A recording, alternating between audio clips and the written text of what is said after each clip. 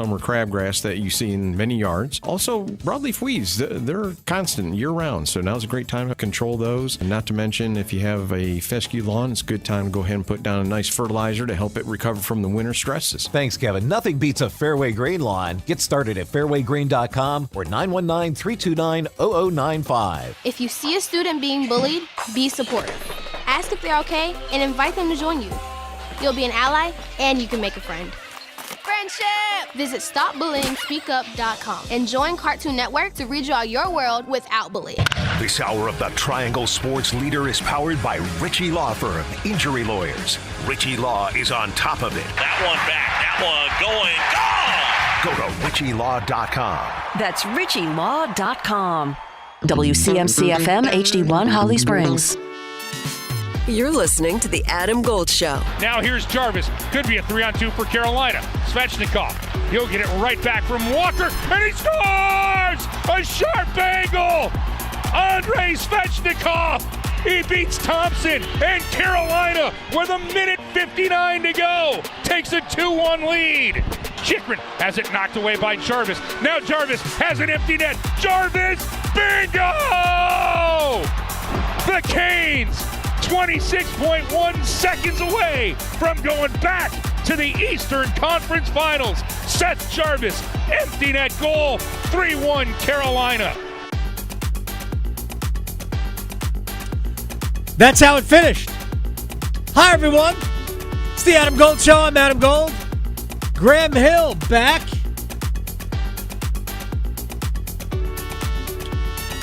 We thank Max Gorin for his time yesterday and the day before, even though I at one point called him Max Doran. Bad moment on my part. Turnover. It happens. Happy to be back in the lineup after being a healthy scratch the past 2 days. You were here, right? No, I was in Raleigh. I just had some obligations helping the lady move into a new apartment. Oh, that's right. That's right. That's when duty right. calls, right, guys? Yes. Let's see. What interesting is happening? We birthed a duck. Yeah. Yeah. At the Adam Gold family farm? Uh-huh. Nice. Uh-huh. I've told this story before. I'll be very quick here because I know we have a lot of things we're going to talk about today. Hurricanes won. I'm not sure people know this. Yeah, that happened. Yeah, and we're going to take phone calls today. Really? We're doing that. This was your idea.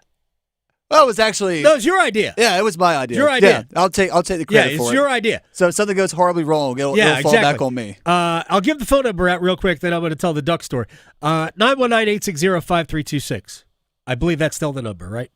919-860-5326. We'll also take questions. You could do it on YouTube in the chat, right? YouTube, go there, search Adam Gold Show or 99.9 The Fan. You can also hit me up on Twitter at AGoldFan, or you're on Twitter at, what is it? At Graham Hill 98. 98 for... the year I was born. Sorry. The year I started on this show. Damn it. Hold on. Oh, my gosh. I literally have garments that I still wear that are as old as that. All right. So my dog found 2 duck eggs and brought them back to the house. I don't know why he didn't crush them. So it was Earl, not Harriet. Earl. Yeah, Harriet. No, actually, Harriet ate one. Earl found 2 more, brought them back to the house. I don't know what he was planning on doing with them. He didn't bring them upstairs. He left them in the grass, like just in the backyard. So Aileen brought them inside. We've been incubating them. Peabody came into this world 2 nights ago. The other one, unfortunately, will not make it. So she went out and bought another duck, little baby duck, to put it in the little habitat we have for them now. And they are fast friends. So we birthed the duck that Earl, the Weimaraner, found. Okay. That's what happened. Is there anything else that's going on other than we birthed the duck? Bill Belichick was on Good Morning America this morning, so we've hit our Bill Belichick quota for the day. I'm kidding. We will be discussing that as well. it'll be part of the show at some point today. Correct. Because I think it's fascinating. I think Michael Strahan actually did a really good job with that conversation. All right, now to what happened yesterday. The Hurricanes won. And that's probably where we should start. And yes, we will take phone calls. Sarah Civian's going to join us at the bottom of the hour. Luke DeCock next hour. We have a roundtable scheduled for today as well, which probably deal with things other than the Hurricanes, because there are things other than the Hurricanes advancing to the Eastern Conference Finals. There are. And I think the title of this is The Carolina Hurricanes Boring Their Way into the Eastern Conference Finals since 2019. We have heard all about it. We've heard all the criticisms and all of that. But let's get to some particulars. And there was a lot of players who played well last night. But there are a few things that absolutely jump out as to what is separating this, right now, the way they're playing. I'm not saying this Hurricanes team, because you got to keep doing it. Otherwise, it's just, hey, they were pretty good for 10 days. So you got to keep doing it. But right now, Andrei Svechnikov is playing like the player the Hurricanes have been expecting for the last several seasons. The guy they drafted second overall in favor of Brady Tkachuk, by the way. And if you look at Brady Tkachuk's production, it exceeds that of Andrei Svechnikov. And it's not like he's been playing on a better team.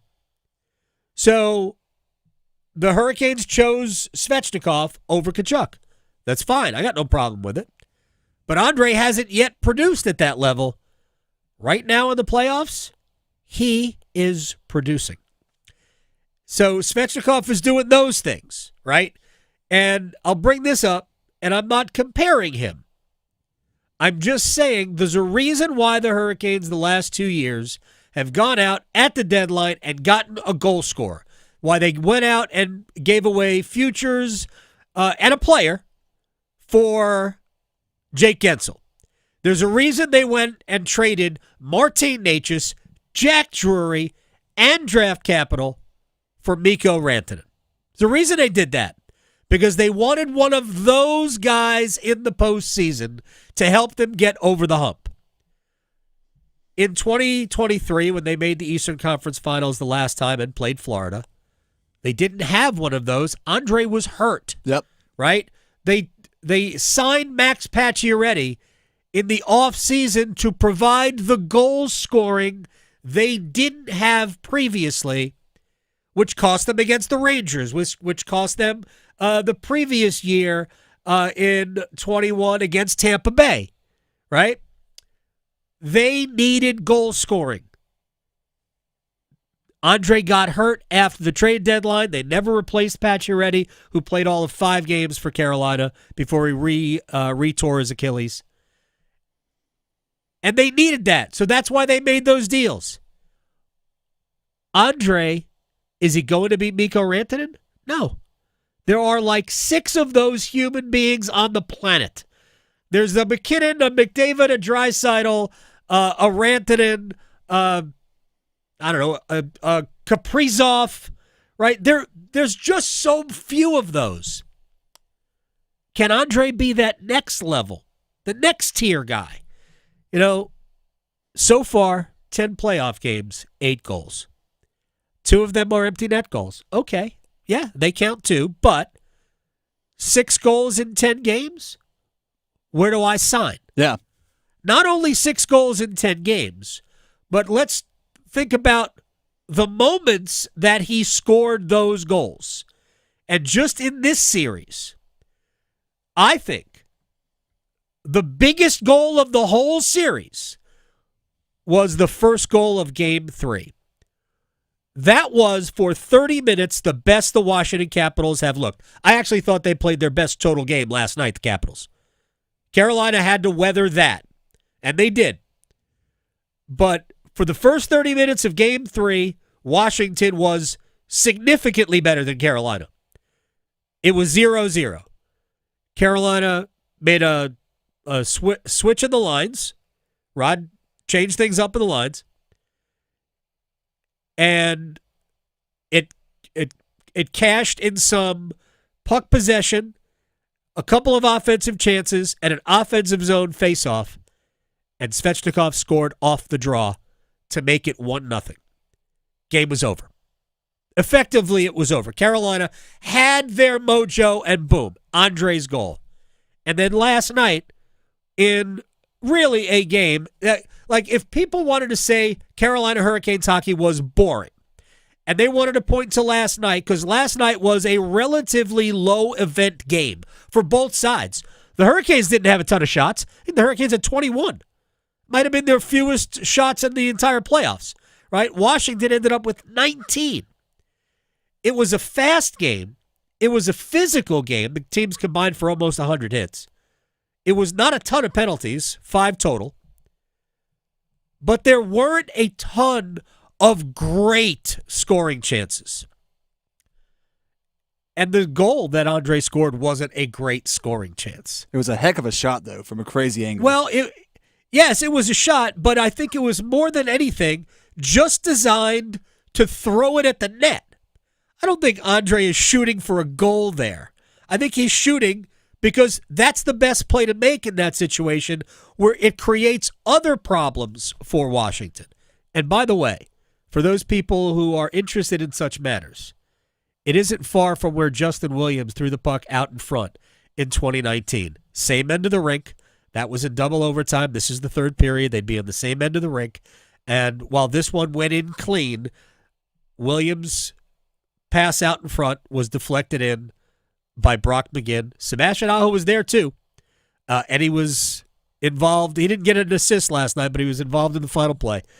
So, look, a lot of good things happened last night, but Andrei Svechnikov is chief among them. Let's hear from the head coach, Rod Brindamore, on the fact that Andrei has emerged. We say it all the time. I think all year we've been kind of waiting for that Andrei, and still is, we got through the regular season, but it was like, you watch him every night. Tonight that goal was not even a great goal, but he had a lot of other ones off the bars and posts, and so I think that one he deserved it just from his play all series. And any team that's playing now, you got to have your top guys going, or you're not still here. That is true. Here's Andrei on the potential. Just try to go there and enjoy every game, have fun, and try to help my team somehow win games. And hopefully it's going to continue doing that. But I'm here and I'm super excited. We're going to the next round, and it's not going to be easy. We know that. Andrei has more goals than anybody else in the postseason except one player, Mikko Rantanen. Andrei's got more goals than anybody else. Carolina also, statistically speaking, has the best goaltender in the playoffs. Frederick Andersen, again last night, was excellent. The Freddie Andersen, we knew that when he's healthy, and there's no bigger kind of like if statement than when Freddie Andersen is healthy, he's an excellent goalie. Is he the best goalie in the league? No. Is he playing like it right now? Yes. I mean, that's just a fact. All of the metrics say, well, nobody's been better in these entire playoffs than Andersen. Save percentage overall in the playoffs, I think 937, right? He is 8-2. 8-2, 7-2. 7-2 in the playoffs because he didn't get credit for one of the wins. 7-2 in the playoffs. He has been spectacular, and that is, to me, one of the things that separates the great teams. How many times have the Hurricanes got goalied in the playoffs? Heck, there were times even when they won series where it looked like they were getting goalied. Here's Rod Brindamore on his goaltender. It doesn't get understated because we always talk about goaltending. It's just so important, and I think this is the best he's played since he's been here for it because of that. What you just said is that all of a sudden we have that breakdown and there's a save, and he bails us out, and that's what great goaltending does for a team, and obviously we hope that continues. Early in Game 3, Tom Wilson's loose on a breakaway. Andersen handles that calmly, just brushes it aside. Tom Wilson, who was the best player for Washington in Game 2, and honestly has been good and noticeable, but not great since then. But Andersen brushes that aside. Now, there have been a ton of really good saves that he made. The one he made on Pierre-Luc Dubois last night in a 1-1 game in the third period early, where Dubois, I'm not saying 9 times out of 10, but that is probably a 50-50 goal opportunity, with Andersen having to stretch and stretch out the left pad and get a toe on it and prevent it from going in. And if Dubois elevates, it's a goal. But he didn't elevate it. Andersen still got the pad out and towed it away. Those are the things that help you stay in the game long enough to get the Svechnikov goal. And the other reason why Carolina has been so good in these playoffs is depth. Think about this. It ain't like Carolina has scored a ton of goals in this series. They scored 15 goals in the series. So it hasn't been an onslaught offensively. And 2 of the goals have been empty net goals, right? Svechnikov's goal in Game 4 was an empty netter, and Jarvis last night. 16 players for Carolina have at least 1 point. 13 have at least 2 points. 13 have at least 2 points in a 5-game series where there haven't been a ton of goals. 7 have at least 3 points. No other team in the National Hockey League in the playoffs can say that about this, the current series or any other series. Their depth has allowed them to get away with the fact that Sebastian Aho has just 3 goals, all of them on the power play, none of them in this series. None of them in this series. They beat the Washington Capitals in 5 without a goal from their best player. Interesting. Here's Stahl, Jordan Stahl, who scored the first goal last night. What a tone setter. By the way, you could go look at the tape. Listen to the tape. Anytime goal scorer yesterday, Jordan Stahl, 575. Anyway, I wish I had done that. Here's Jordan Stahl on depth. We're a lot of just on top of guys, and we're just trying to give them the least amount of room and make them turn the puck over so we have the puck. And then when we have the puck, we try to move as quick as we can into their end and grind them out. And I thought the guys stuck with it today. I think there was some ebbs and flows to the game, but for the most part, we had a pretty consistent game. And then it's tight games like that. It takes one bounce, and tonight was this guy over here just kind of ripped one on net and got a fortunate bounce, and that's kind of the way it goes sometimes. And it was a big win. Jordan Stahl is awesome. He's just awesome. Look, first of all, is Dallas boring? Are the Dallas Stars boring? I'm curious. Interesting question. Because they've only scored 11 goals in 5 games. So I'm legitimately curious if we consider Dallas boring. Anyway, I could be wrong. Edmonton, who won their series, they scored 16 goals in 5 games. I mean, it's really just one more than 15, right? Is the line between boring and super fun and exciting? Is it just one goal? Is that what it is? Pardon me for being petty here. I'm not as petty, by the way, as Sarah Civian is, and she's going to join us at the bottom of the hour. There was somebody who slammed the Hurricanes and then took a shot at the market, calling us NASCAR fans, and the only thing that would be more, I don't know, he made some remark about somebody hitting Granny with a cane. Yeah. Right? And I quote tweeted it and just mentioned, you lost me at NASCAR fans. And Sarah responded with an expletive. I would have taken pro wrestling fans. I mean, it's just so funny. That's a different approach. That's outstanding. Look, a lot of people have put like disclaimers, asterisks, if you will, on why Carolina is where they are. Washington careered it in the regular season. We all knew that. Nobody saw this from the Washington Capitals, and it does explain that when the regular season is over, it's just a reset. Whether or not you were that good or not, it's just a reset. Ask Florida about what the regular season means and what the playoffs mean, right? They weren't this in the regular season. They still need to win one more, by the way. I think they will tonight. But Washington careered it all year long. They were the second best offensive team in the NHL. Second most goals in the NHL. Washington Capitals had the best shooting percentage. Almost 13% in the NHL. They shot under 8% in this series. I think a lot of that has to do with Freddie Andersen. A lot of that has to do with Carolina's blue line being as good as it was. But I get it. Washington was great during the regular season, so that's different.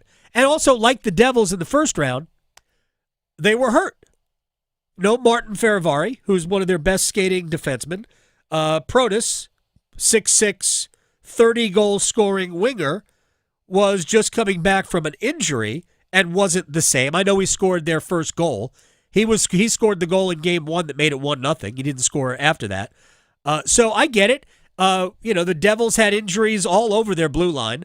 Brendan Dillon played in game 1, was out for the rest of the series. Jonathan Kovacevic, I think, played a couple of games. He was out for the rest of the series. Hughes as well. Everybody named Hughes was out, right? Who they also had another. Dougie Hamilton was just coming back from an injury. I would argue that Hamilton coming back was worse for the Devils than Hamilton being out, but that's another story altogether. All of these reasons, and by the way, the Hurricanes did get the easier draw. I'm not even lying about that. I mean, who's going to deny that? To play a hobble Devils team, which actually had, I think, the second lowest point total in the East. Brett Pesce even got banged up in that series too. Like he was questionable to play. Pesce was elite. Yeah. Even when he's like 85%, he still can play at a 100% caliber. That series would have been way worse for the Devils had Brett Pesce not been in it. He was awesome. Right, but yeah, I mean, they played the Devils. They played a Caps team that they were able to suffocate with their speed and tenacity. That's not going to happen the same way against a Florida or a Toronto. The Atlantic side was more difficult. Yes, such is the format. And in other years, the Metropolitan Division side has been more difficult. It's just the reality of life. All of Colorado and Dallas probably shouldn't have met in the first round. But they did because of this format. You got to beat who you beat. All right, now, I want to shout out Spencer Carberry here, Washington's head coach. He's a wonderful coach.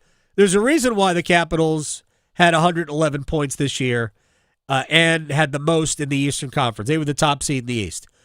He is a great coach. Also, very realistic. First of all, he starts his post-game press conference like this. Just congratulate Rod and Carolina on moving on. Tremendous team, as we felt through that round. And have a lot of respect for the job that he's done, Rod, there over the last 7 years and the way they play. And they were outstanding in the series. And so they haven't been through it. I was looking at it the other day or before the series started.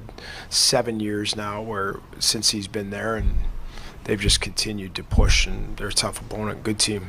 And he goes on to say, hey, I need to highlight somebody else. And another shout out just quickly, because he doesn't get enough credit. I think he started to get credit since the Four Nations. Jacob Slavin is how he's not in the Norris Trophy conversation every single year. It doesn't seem right. Obviously, the guys that are there are tremendous players in their own right, but he's one heck of a player. I mean, if you can't score, it's hard to win. And I heard the best way I've heard people say it about Slavin is he stops things before they happen. It isn't that he's preventing goals, although he is. He's like, He's even preventing the chances because he reads plays so well. He had 9 block shots last night. 9. And that's not just like getting in front of a shot. That's stick on puck, out of play. Ryan Leonard had a great scoring chance last night, and Slavin got the stick on it into the netting. Like, it's not even, Freddie didn't even have to worry about it because Slavin has it. And then during the press conference, and I guess we might have to close on this because Sarah Civian's coming up at the bottom of the hour. They were asking, why couldn't Washington do this? Why couldn't Washington do that? Why was the power play so bad? Blah, blah, blah. Here's Carberry. All the things that we're going to talk about of shortcomings that we had. So whether that be special teams, 5-on-5, scoring, depth scoring, we can break it all down. The first part you have to look at is not the lack of that from the Washington Capitals, is how the Carolina Hurricanes did that to the Washington Capitals. That's where my head goes. So guys that didn't produce or didn't do this or XYZ, penalty kill, go down the list, they did a real good job. And the games were tight. And, you get a bounce one way, flip one of those games. Maybe it's a little bit different. But they, over the length of the 5 games of this series, they showed the quality of team that they are. I think Spencer Carberry is a class act. I've liked him all series. They'll get better. They'll take another step, and they'll make the Metro a hard side to escape in the future. I think the same thing about the Devils. Eventually, they have to get a little bit tougher and maybe get rid of Eric Halla because you're not going to beat the Hurricanes in a playoff series, apparently, if you have Eric Halla. Just saying. Facts only on this program. Sarah Civian, from many places, including the Civ Report on Substack. She will join us next.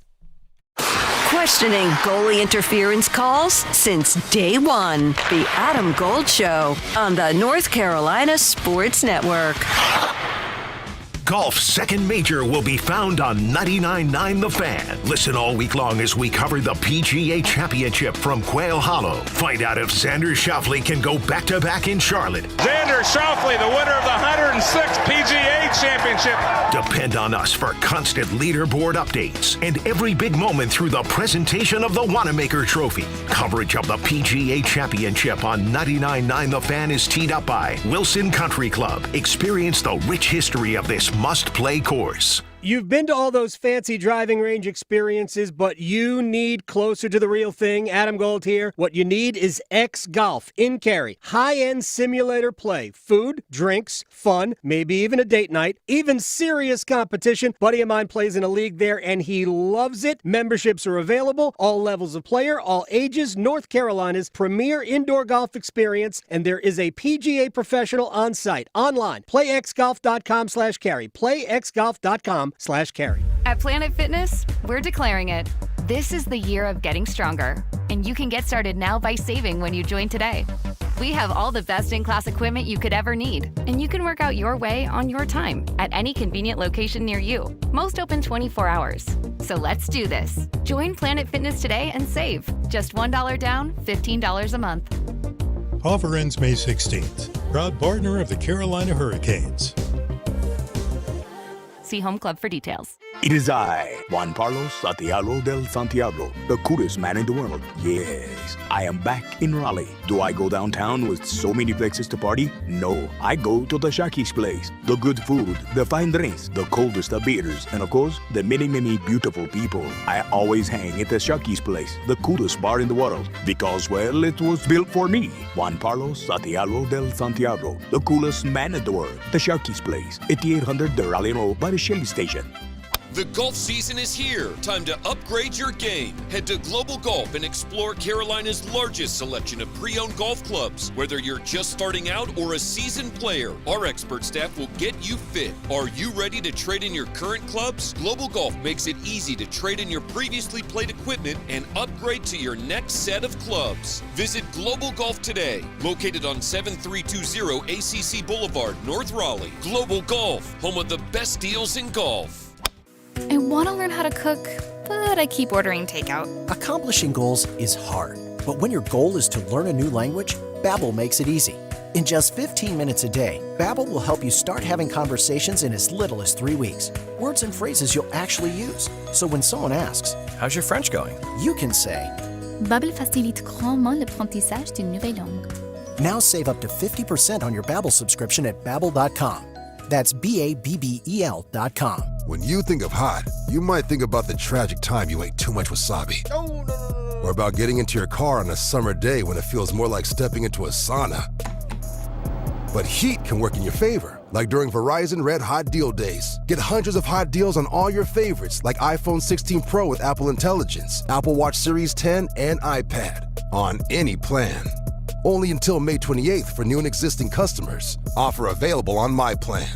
Only at Verizon. The Carolina RV Super Show is coming to you. Join us at any Camping World in North Carolina or South Carolina, May 15th through the 18th, to shop ridiculous discounts on the best selection of new and used RVs in the Carolinas. Tour new 2025 RVs starting as low as $92 a month. Enter to win a new RV and enjoy family fun and on-site activities. Don't miss the Carolina RV Super Show at your local Camping World, May 15th through the 18th. Get all the details at campingworld.com/Carolina RV Super Show. This is Adam Gold. We had lightning hit a pretty large tree. Oh, yeah. About 150 yards from the house. It'll be my sign to go win the lottery. But you know what? I'm sorry, I can't. I have rules. If it's not over $1 billion, I'm not playing. Yeah, still just millions. The Adam Gold Show.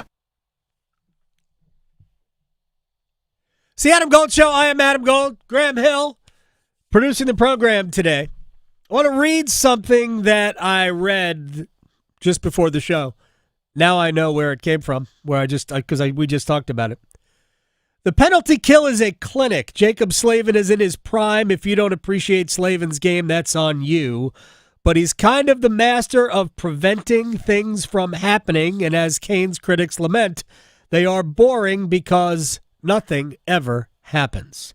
Sarah Civian, who wrote that for Bleacher Report. I was listening this morning, although I started it yesterday, to Too Many Men, the podcast she does with Allison Lucan, who's been on this program before, and Shayna Goldman from The Athletic. Also, the Civ Report on Substack. You're everywhere, Miss Civian. How are you? Oh, I'm fantastic, and thank you for reading all my stuff. Well, all the many things everywhere. Super creative and fun, and I think that's the first part about writing, that it's got to be fun, otherwise it's hard, unless we're like I'm studying for an exam, which I don't do anymore and haven't done for several years. But you're always fun to read, and I love it. So, how did you stay awake for another boring Hurricanes game? I know, right? Nothing ever happens. I just feel like if this was the Toronto Maple Leafs, people would not be saying that. People would say, wow, that's so impressive. They have shut out the Panthers the way they have. And you know what? The Panthers kind of play that shutdown game. No one's calling them boring. So I am confused. But also I think maybe like a few people said this on social media, and perhaps, here's my conspiracy theory, maybe not everybody's watching these games because they're watching maybe some of the Canadian games. So they're like, oh, here's the narrative. You look at the score at the end. Maybe it is boring. But you know what? These are the type of game the hockey fan would like. It's playoff hockey. It's supposed to be lower scoring. Edmonton won their series with Vegas by scoring 16 goals. The Hurricanes scored 15. Dallas, super exciting, has 11 goals in 5 games. I am curious. I don't think the Stars are boring, but I guess people must be falling asleep watching them. Sarah, you were here at the beginning of this run, and I think because you alluded to it in your piece, is that they have now, in year 7, because not everybody is still here, but there is a core 4 or core 5 that they have in some ways perfected the style in which they play. Yeah, I mean, it's the conditioned team in the league. We know that, and it's credit to Rod Brindamore, of course, because you have to play like that when you get here, right? And then it's kind of why some people struggle initially in the system, because it is a bit different than other systems in the league, and they know they have to be, because it's not always the biggest star in the league, although you can argue maybe there are some now, but it's just kind of the product of the system, and just you have to play hard. Right. And see, to me, it's funny, and I am not here to. I'm not the Hurricanes fan that doesn't like Mikko Rantanen.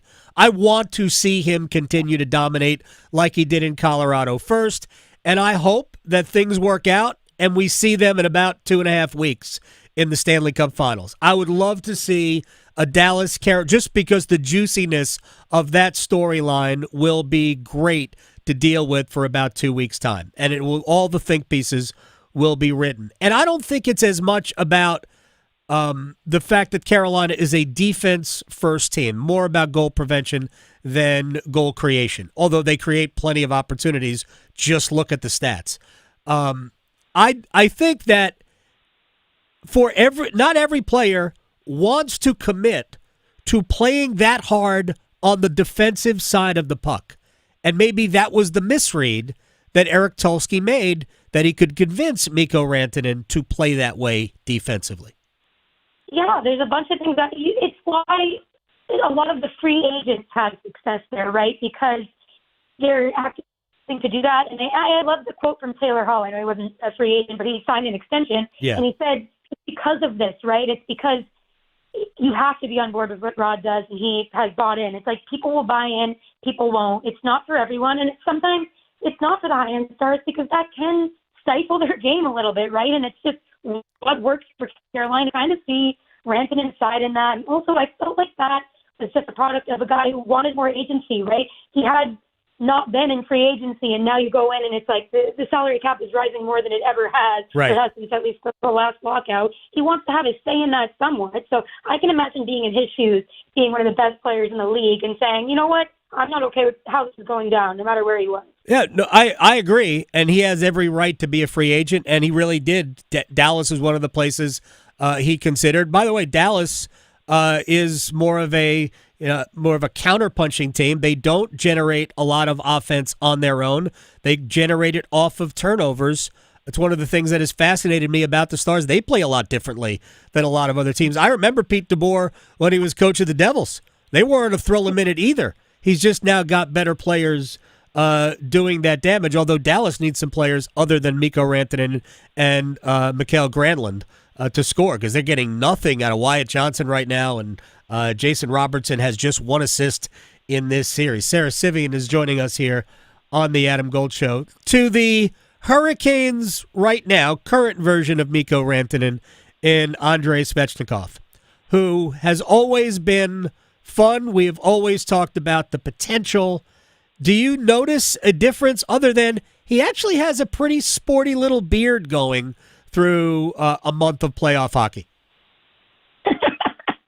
I think, like we talked about last time, it really is the confidence that he gets. And he's one of those players where it's like he tries hard, he tries to break through. And when he does, he's like, oh, this wasn't so bad. This wasn't so hard. And, like, that's obviously an oversimplification, but it's just kind of, I think he cares so much and he tries so hard and it means so much to him that he's really hard on himself when he isn't playing or when he is, the goals aren't coming in. So it's like the weight's lifted when the monkey's finally off the back, and it just makes it look easy and fun when he's on.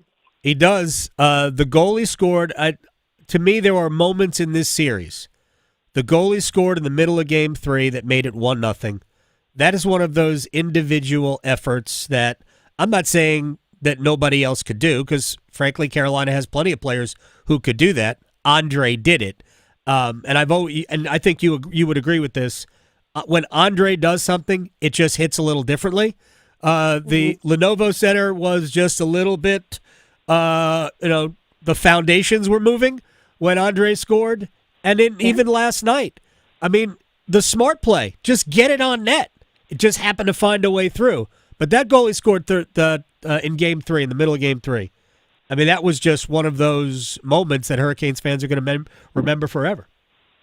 And there's just so much emotion that goes into it. I don't know. You remember the Jeff Skinner days where it was like that was their baby, right? They wanted him to succeed so bad, and that's your high draft pick that you drafted. It feels like a homegrown guy who's from Russia, and he comes in here and he's just like learning the ways of North Carolina, and he's loving it. And kind of adjusting to the ebbs and flows, and everybody, even if you're not a Canes fan, I'd say you want to see him succeed. And you just saw the maturity too, even in the handshake line when he's hugging Ovechkin, right? It's like, I think he earned Ovechkin's respect in this series, and there was no need to knock anybody out. And it was just like, he kind of won the battle there.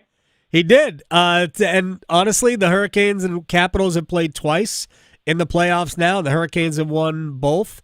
But, you know, there was a lot of mutual respect. And you know, Rod has coached Tom Wilson in the All-Star game before. I don't know that he's coached Ovechkin because Ovechkin hadn't gone to the All-Star game in a long time. But I thought there was a ton of mutual respect shown both sides, even though there was a lot of animosity between these two teams early in the series. Yeah, absolutely. I feel like Tom Wilson, and he was doing the storm surge like joke, and that's when I knew it was over for them. I'm like, oh, that's all you got. And this one, Tom Wilson, like he was good at taunting the Habs, right? And it didn't work this year against the Canes, and they've just kind of that core five has. Let's coin that term, like relief. But they're not the core four; they're the core five. Right. But they've kind of just grown, and it goes to show how hard it is to win in the playoffs, but how much these experiences and the tough L's matter. And they have to, I mean, you saw the Players Tribune article from Aho. It's just kind of the way these things matter to them and how much more mature they're getting. You know, what's funny about that Players Tribune article, and I read it, and it was really well done. Shouts to Sebastian if he actually wrote that. I mean, look, because I know how these things tend to work. There's usually somebody else helping with the writing, but I'm sure those are his thoughts. And I know that was written well before the Mikko Rantanen saga played out, but the release of it, the timing of it was so perfect because it spoke to the fans and it got them back on board, I think. There needed to be a reset because the fans were so, I mean, they wanted Mikko to love them so much. Yeah. And it just didn't happen. You know what? You're touching on a great point about Hurricanes fans in general. It's like when you live somewhere and you're a fan of something that you feel is kind of like your little secret or like your gem, you're protective over it, and at the same time you want people to come out from the outside and see how great it is. And the thing is, it doesn't mean it's not great. It just was never the situation he wanted to be in, so he wasn't even willing to kind of open his eyes to it, and that's his prerogative, but that's what went down, so it's kind of hurt feelings with the Canes fans. But now, and it's kind of why they're extra kind of gung-ho about the team and the media and, like, not sensitive to criticism, but just wanting to call out the criticism, and that's their right, too. So it's been interesting, and, of course, Stankoven has played great, and Svechnikov's right behind Rantanen with 8 goals. Svech, not a bad start to the playoffs, but we all know he's got to do this in the next round too, and the next round's likely going to be the Florida Panthers, and to me, they're the best team until proven otherwise. Although Matthew Tkachuk has not scored a goal in this series against Toronto, nor has Austin Matthews, and we'll see if Tkachuk can still produce that magic, but. I don't think it's exactly the same team as they had last year, obviously, or the year before. And as you wrote, now it's time to win a game in the conference finals. It's been a minute for the Hurricanes. Sarah Civian, the Civ Report, Too Many Men podcast, who wrote for Bleacher Report. Go to Bleacher Report right now. Read that article. Hurricanes fans will love it. It speaks to them. I appreciate your time, Ms. Civian. We will do it again soon. Of course. See you later. Take care. At Sarah Civian on Twitter. I'm glad she brought up the Players Tribune article that Aho wrote. Again, or I don't know how it was produced, because those things are in many ways ghost written. And all of that was written before the Rantanen saga played out. But if you go back to the beginning, this is before Four Nations. Everybody wanted Mikko to fall in love immediately. Yep. And so the reaction to everything Mikko did, including some in the media, I would point out, was over the top. Oh, he's great, this. He was good initially. didn't get any luck, and so the production wasn't great. I thought he got better after Four Nations. For reasons we've already discussed, the production completely dropped off, and he was useless, unfortunately. But everybody wanted him to fall in love, that they were like we were going over the top to try to impress. And I likened it to the new girl in school that, like, she just might not dig you, but you have to be yourself. Don't try to impress the new girl. Just be who you are. And if it works, it works, and if it doesn't, it doesn't. So I was just going to say, it reminded me almost of the opening scene or the first Toy Story where Andy gets Buzz Lightyear and Woody feels a little left out. Now, I'm not saying that Carolina Hurricanes fans were overlooking Sebastian Aho, but just I remember when myself and Paul Eihander read that Player Tribune, who we do Next Up together, we looked at each other and said, oh, the timing of this makes perfect sense after the whole Mika Rantanen stuff went down. So Andrei is a little bit like Buzz, right?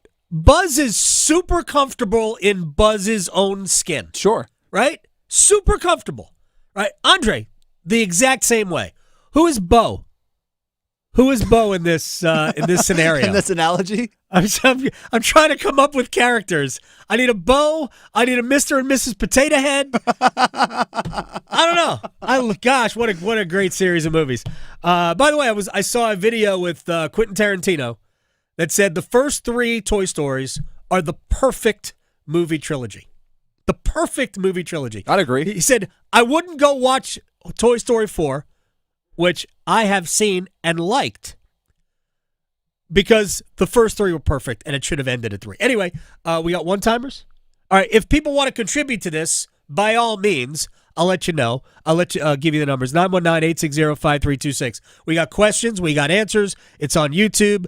Go to YouTube, 99.9 The Fan or The Adam Gold Show. You can find us there, and one-timers are next. Talking sports, so you don't have to pretend to know stuff. The Adam Gold Show on the North Carolina Sports Network. During the sports season, the Governor's Highway Safety Program would like to remind you to buckle your seatbelt when traveling to and from athletic events. Wearing a seatbelt is your best defense against injury or death in a crash. Prioritize your safety and buckle up. Every seat, every time. Remember, click it or ticket. It's the law.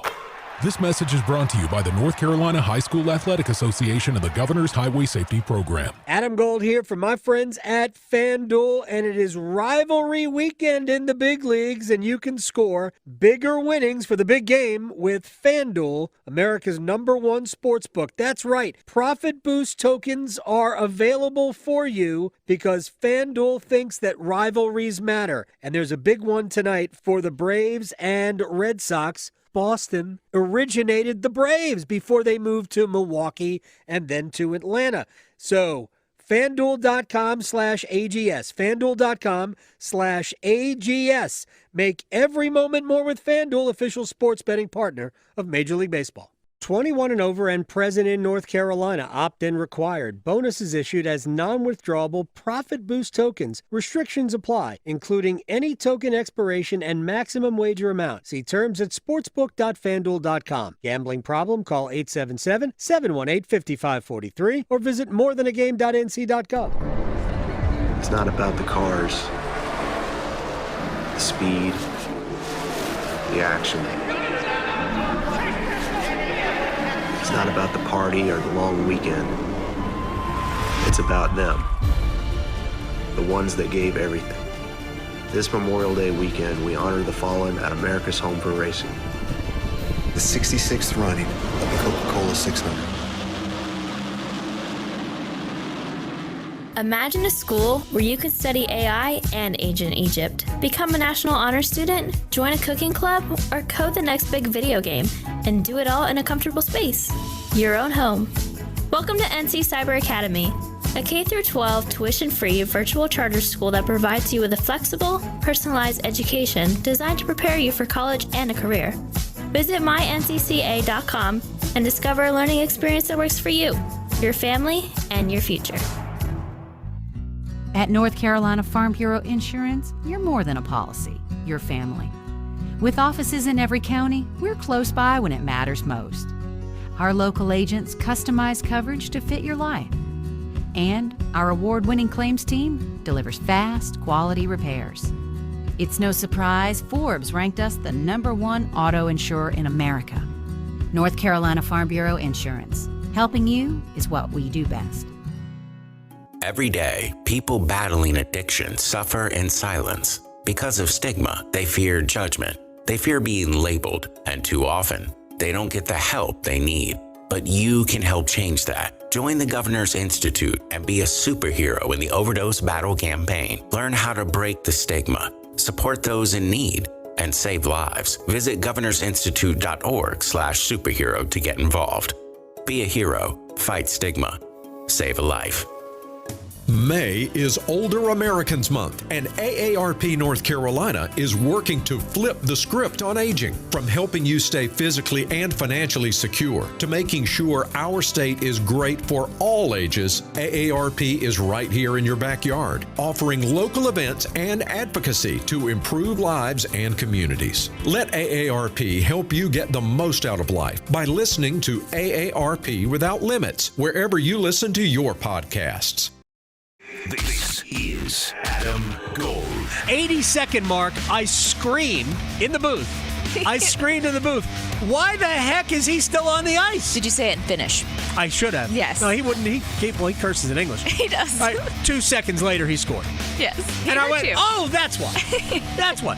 The Adam Gold Show.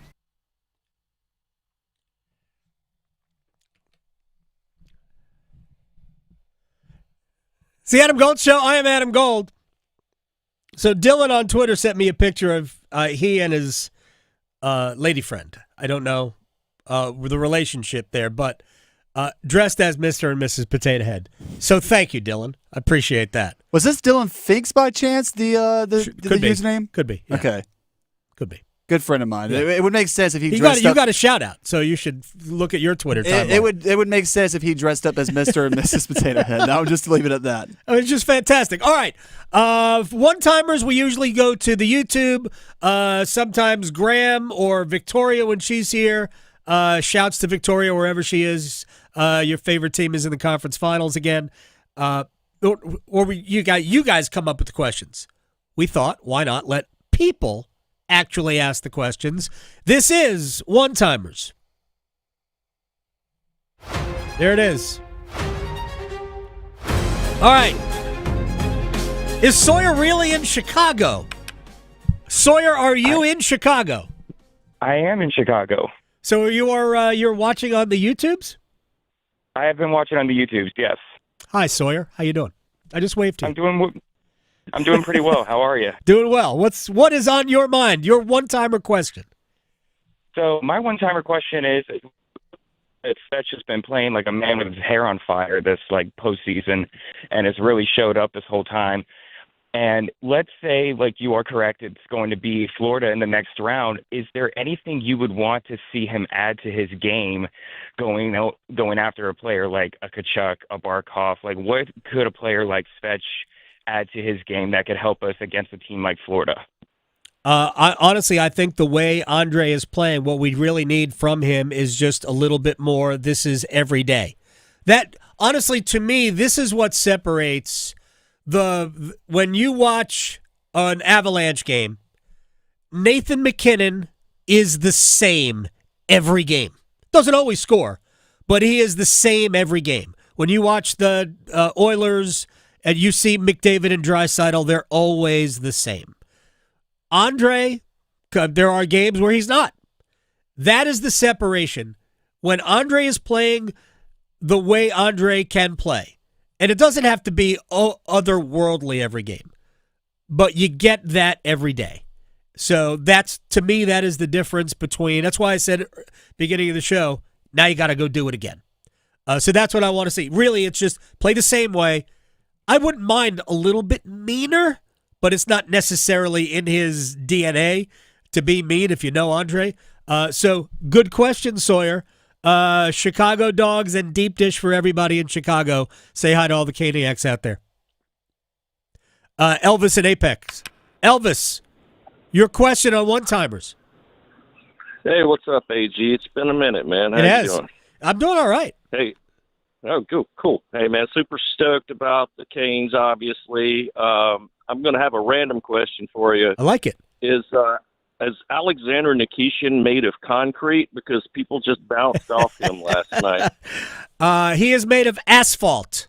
Yes. It was an interesting debut for him, right? I thought it was he was nervous at the start. I thought he had a little trouble with the puck, kind of fumbled the puck a couple of times on his first shift. He turned it over for the goal that was ultimately disallowed. He committed a penalty, which really was kind of an unfortunate bad break more than it was a bad play. But he also made some very good plays. His shot looks really good. I actually think Logan Thompson's best save was on a shot from Nikishin from inside the blue line, where that was targeted for the inside of the right post low, and Thompson had to flash the pad out to kick it away. I thought it was a great save.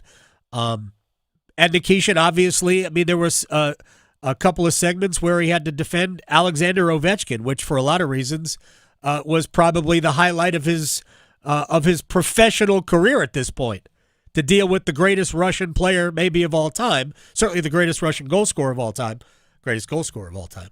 And he was able to handle it in an extended way. So, but he only played 10 minutes for a reason, because Rod was very worried that there was going to be a bunch of mistakes. And there were a few. So, Jalen Chatfield, please come back. Please. All right, we'll come back. Next hour, Luke DeCock of the NNO. Chapel Hill to Charlotte, Greenville to Greensboro. Your sports, his state. The Adam Gold Show on the North Carolina Sports Network. Adam Gold here from my friends at FanDuel, America's #1 sports book. And here we are, Major League Baseball's rivalry weekend, and bragging rights are on the line. And FanDuel is giving customers a profit boost for tonight's Braves-Red Sox matchup. Remember, the Braves began in Boston. Yes, they did. Also, Mets-Yankees in the Bronx. Mets are plus money. Cubs-White Sox in Chicago. Take the over, whatever it is. FanDuel.com/AdamGold to get in on all the MLB rivalry weekend action. FanDuel.com/AdamGold. Make every moment more with FanDuel, official sports betting partner of Major League Baseball. 21 and over and present in North Carolina. First online real money wager only. $5 first deposit required. Bonuses issued as non-withdrawable bonus bets, which expire 7 days after receipt. Restrictions apply. See terms at sportsbook.fanduel.com. Gambling problem? Call 877-718-5543 or visit morethanagame.nc.gov. Hear that? That's the sound of digital instants from the North Carolina Education Lottery. With instant wins, progressive jackpots, and bonus games right from your phone. It's non-stop chances to win like you've never seen or heard before. Oh, yeah! Big money! Visit nclottery.com to get in on the action. Must be 18 to play. See prize and odds charts at nclottery.com/digital-instants for details. Problem gambling helpline 877-718-5543. It's back. The Chatley Boat Show and Sale at the Car Scott Building in Raleigh, featuring Suzuki Outboards May 16th through the 18th. And it's bringing the largest inventory and deepest discount of the year. Save thousands off top brands. On-site financing to get you approved and on the water. Boats in stock and priced to move now. Test ride your boat at delivery.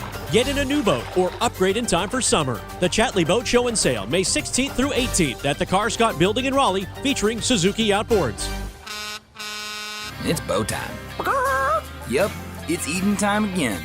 Now you could unload groceries, chop, dice, mince, preheat, heat, slap around the smoke detector, and then celebrate with a big old pile of dishes. But if you're tired of cooking, or tired of sorta cooking, it's time to feed the whole family with Bojangles Fried Chicken Family Meal. With Bojangles' famous chicken, fixins, biscuits, and tea, you can forget the cookbook and spend some well-earned quality time with a delicious dinner from Bojangles. It's bow time. There's no time like bow time. time to stop whatever you're doing for some of that bodacious Bojangles flavor. Satisfy your craving for flavor and your passion for boneless chicken with Bojangles 4-piece Supremes dinner. 4 perfectly seasoned, Cajun-fried, whole breast tenderloin fillets, choice of fixin', a made-from-scratch buttermilk biscuit, and Bojangles legendary iced tea. When you're hungry for flavor and value, it's Bo time. It's been said that when someone you love has Parkinson's, you have Parkinson's. If you have questions, the Parkinson's Foundation has answers.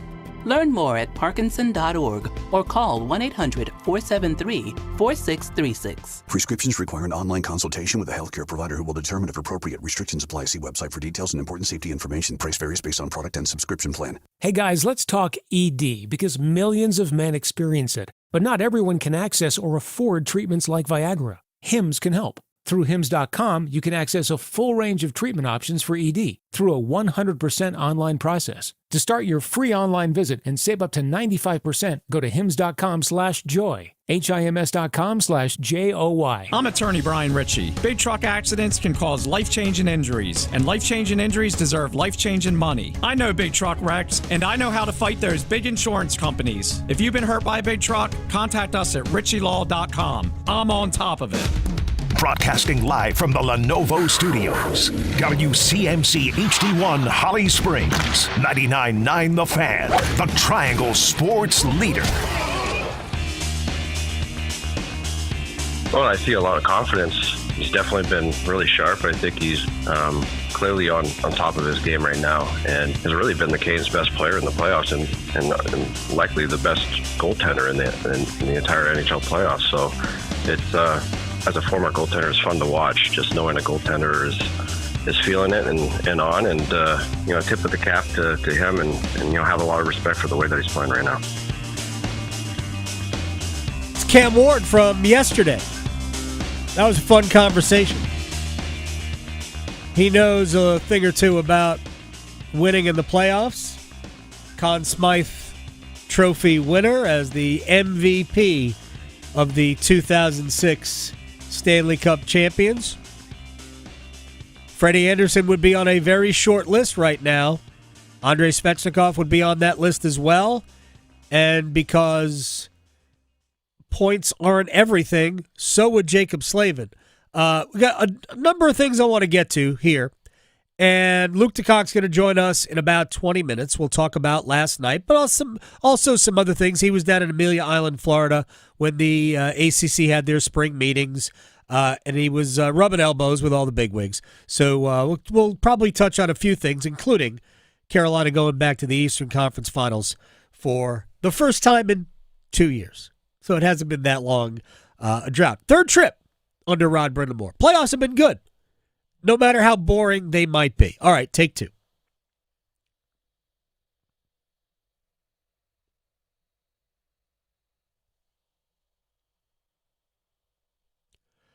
So the PGA Championship is on. And shouts to all of you here. This is the Adam Gold Show for a Friday. A Friday before a day off. Thank you, Carolina Hurricanes. Whew. Needed time. I got a lawn to mow. I got baby ducks to feed. Horses to feed as well. Yeah, right now I'm just concentrating on Peabody. Earl and Harriet are always hungry. Harriet is. Harriet's got we got to mix in some green beans. All right, real quick. So I'm watching the PGA. Jonathan Vegas is 9 under par. Excuse you? He is tearing up Quail Hollow right now. He's still got 5 holes to play. 9 under par. Matthew Pavon from France. Michael Torbjornsen from Denmark. They are 6 under. Max Homa shot a 64 today. He is at 5 under par. He was 2 over after his opening round. That's what Rory McIlroy is going to shoot today. Actually, I think Rory's going to shoot a 63 today. I'm going to try to speak that into existence so he can get from 3 over to 5 under. He actually doesn't need to shoot 63, but at some point he might have to if he wants to win this major. Anyway, so they tee off in about 45 minutes. McElroy, Schauffele, and Scotty Scheffler. Hurricanes advance to the Eastern Conference Finals for the third time in the last 7 years. They beat the Washington Capitals in 5 games. They win last night 3-1, win the series 4-1. Andrei Svechnikov scores the go-ahead goal with 1:59 left in regulation. Seemed like a harmless play, but it really embodied a lot of what Carolina has done well in this series. And he channeled his inner Game 7, Mr. Justin Williams. He did. Same spot, same face-up circle. It was the same spot. Here's the cool thing about the goal is that it was a 3-zone goal because Brent Burns makes a defensive play first. Then he settles the puck down. If you go watch the highlight, it starts with Burns settling the puck down in the corner to the left of Andersen. He gets it around behind the net to Scott Walker, who moves it up the middle of the ice, gets it to Seth Jarvis, skates it into the zone. Jarvis passes it to Svechnikov on the right side. Andrei is now skating backwards, gets the puck back to Walker, who enters the zone, and Walker just punches it right back to him, and he threw it at the front of the net. And because Logan Thompson thought that a shot was going to come from Walker, he was not prepared for Andrei's shot in front. And this is where understanding the game at an advanced level helps. Because Andrei knew the only play for me here is to shoot the puck. Thompson isn't set. He can't be. He had to be facing Walker. And when Walker just punched it right back to him, he just gathered it and flung it at the front of the net. And I think it went in short side. I'm really not sure because there's no highlight that shows how it went in. I think it went in short side, and Carolina's ahead 2-1. And Washington had a little bit of a push, but not much. There wasn't a ton. Carolina iced the puck a couple of times. There was no sustained pressure. And then Seth Jarvis went into the empty net to make it a 3-1 final. All right, couple of things from the game. Let's start with Spencer Carberry because a lot of talk is why Washington couldn't do this. Well, certainly if you watched the game last night. Bless your heart. I love TNT's coverage.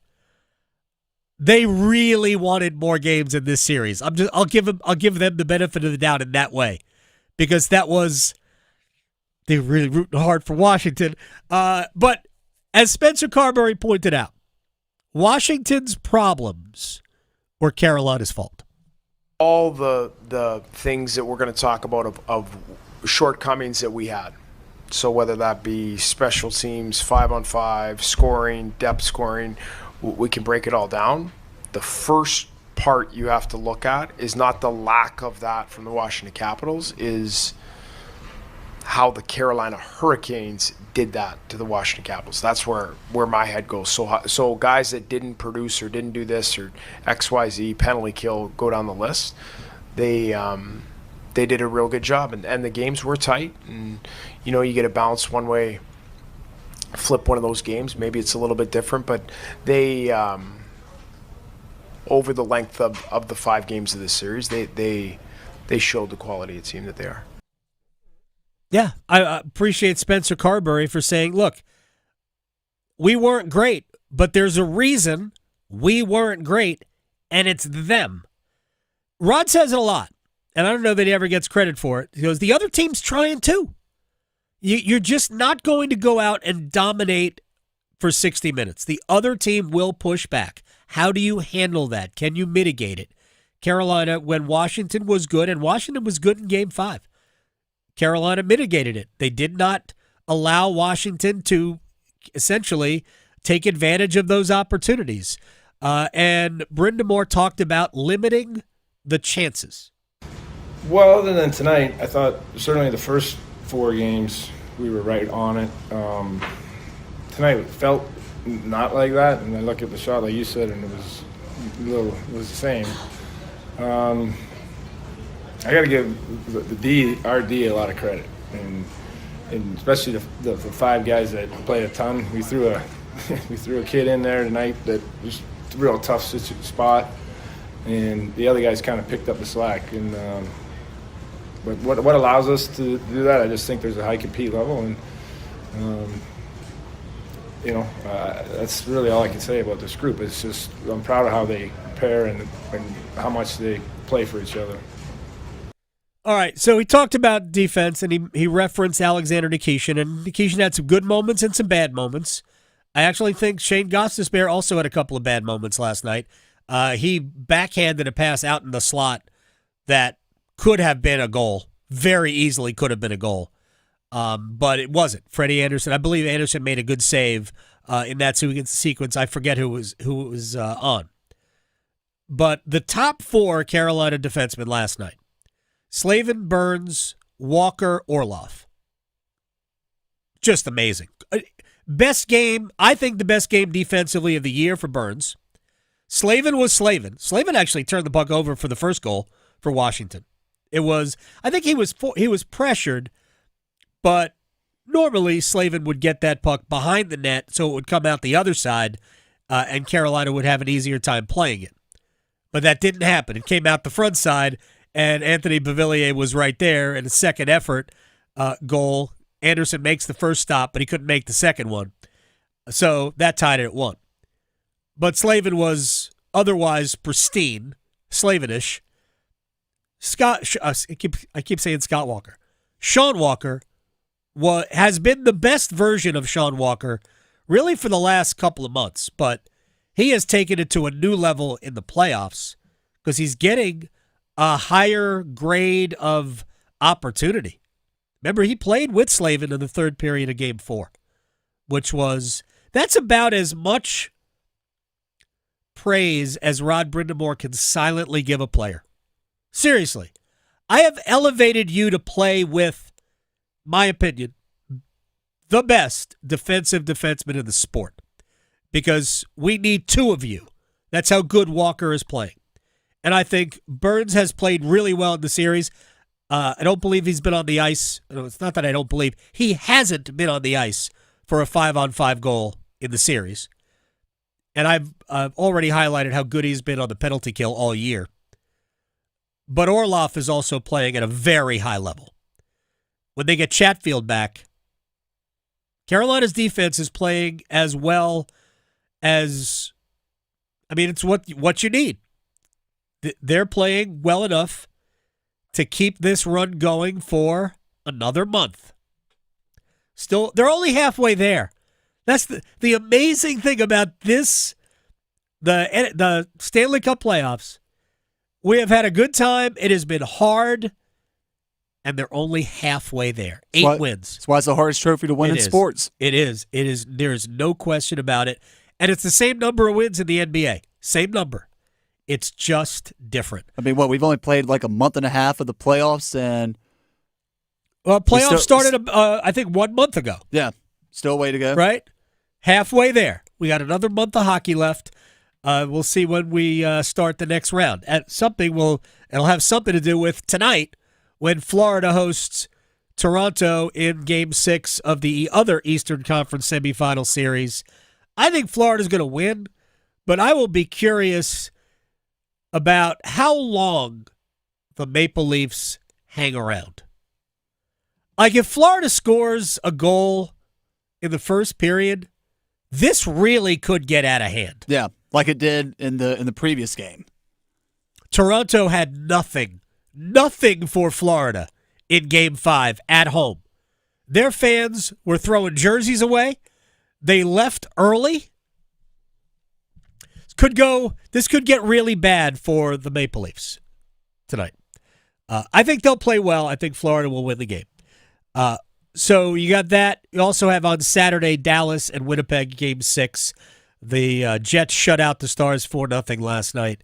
And can Winnipeg muster a road win and bring that back? I don't know. I tend to think no. Connor Hellebuck has been a different goaltender on the road. The team has been different too. But he played really well last night. Maybe they can carry it over. They were the best team in hockey. They were the President's Trophy winners. So I think Dallas also closes that series out, and I actually think they're going to blow them out. Although a Game 7 whiteout would be pretty It would be cool. phenomenal. It would be cool. And frankly, they were lucky to win Game 7 against the Blues in the first round. That's a loss. They scored 2 extra attacker goals and make that get that into overtime, and then St. Louis was fried, mentally fried. All right, so there's other sports also. We have the NBA playoffs. Knicks, Celtics tonight at Madison Square Garden in New York. So no Jason Tatum. I'm sure all of you understand. Tatum tore his Achilles, scored 42 in Game 4, the game that the Knicks ended up taking a 3-1 lead. Tatum had 42, and then late in the game, tore his Achilles. He's out for a year. So not only do they not have him the rest of these playoffs, they won't have him next year at all, and they hope that he'll come back as close to what he was for the start of the, 06-07 season. I think Boston's going to win this series. Really? Yes, I do. Honestly? I do. I thought so before Game 5. Like, Boston can beat the Knicks in a game. I don't even think Knicks fans are surprised by that statement you just No, I don't think they made. are either. Because here's the deal. The Knicks are in some ways like the Leafs. New York, above all else, is a basketball town. Madison Square Garden is... I remember how many people thought I was crazy, and I don't care if people tell me to their face, you're overselling Madison Square Garden. Actually, I am underselling Madison Square Garden. It is the mecca of basketball. And those fans have been desperate for a team to win a championship. I haven't won a championship since 73. Toronto hasn't won a Stanley Cup since 67. It ain't far off. I'm telling you, there is more pressure on the Knicks than any other team, not named the Maple Leafs. If they do not win tonight, they will lose Game 7 in Boston, and they will be vilified in New York City. I will personally drive to New York and listen to WFAN. I won't, because I don't care that much. Also, Nuggets Thunder Sunday. There's no basketball Saturday. Nuggets Thunder Sunday, Game 7 in that series. MVP, Shai Gilgeous-Alexander versus the best player, Nikola Jokic. Denver won Game 6 last night. All right, we're going to take a break. Luke DeCock of the News and Observer, he will join us. We'll talk about the Canes. Also, his big takeaway from Amelia Island, Florida, where the ACC spring meetings were. See if anything was worth everybody's time down there. But mostly, Canes to the Eastern Conference Finals again. Next.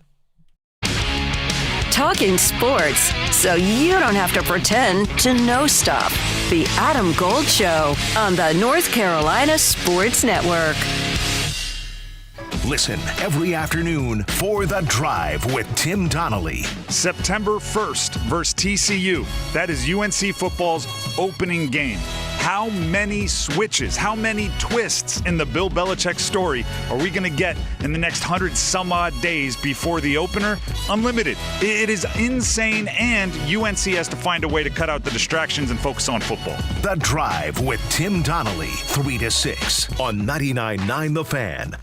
Happy Friday, y'all. We're about to head into the weekend, which means it's time to break those bikes out if you're a rider, especially during Motorcycle Awareness Month. I'm Victoria Vodnecker here from 99.9 The Fan for Law Tigers, and while the weather should be great for riding in the Triangle this weekend, we are also approaching that time of year where vehicle accidents ramp up in general. It's always important to remember to be cognizant of your surroundings and of vehicles that are likely distracted while driving, because that could cause a lot of motorcycle wrecks. And if you ever find yourself in that position, remember to call Law Tigers first before calling your insurance company. At Law Tigers, they're riders too, so they know the value of your bike and gear, and they also know what it's like to go through an accident. Case evaluations are always free, and you won't pay a dime until your case is settled. Call 1-800-LAW-TIGERS, North Carolina's motorcycle lawyers. Law Tigers is a network of independent law firms who are members of the American Association of Motorcycle Injury Lawyers. Law Tigers is not a law firm. Hi, I'm Marcy Bailey, and at Bailey's Fine Jewelry, we understand your concerns when it comes to buying an engagement ring. Am I paying too much? Am I getting a quality diamond?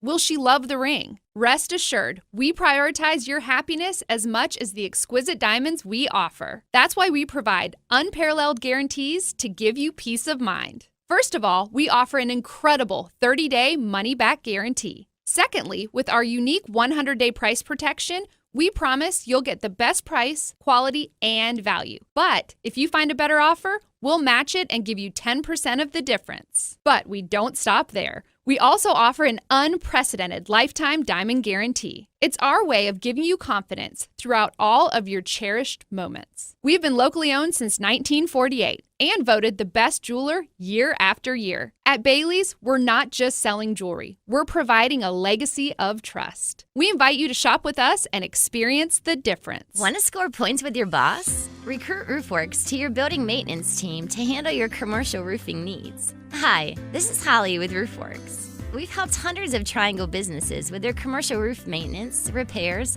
and if necessary, total replacements. Our pros come to your site, assess your roofing needs, and then give you a range of options to fit your budget. And we'd love to work with you. For roof maintenance and repair, contact us today at roofworks.com. That's roof, WERKS.com.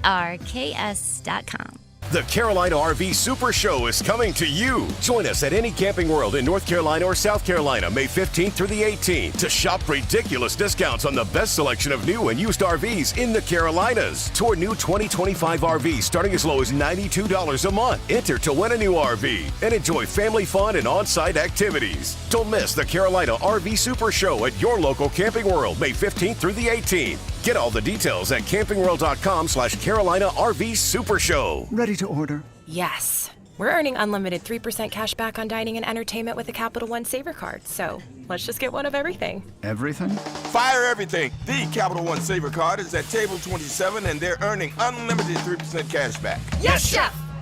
This is so nice. Had a feeling you'd want 3% cash back on dessert. Ooh, tiramisu. Earn unlimited 3% cash back on dining and entertainment with the Capital One Saver card. Capital One, what's in your wallet? Terms apply. See CapitalOne.com for details. This is Adam Gold.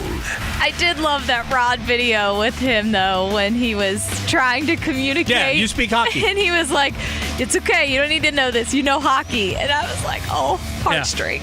It's fantastic.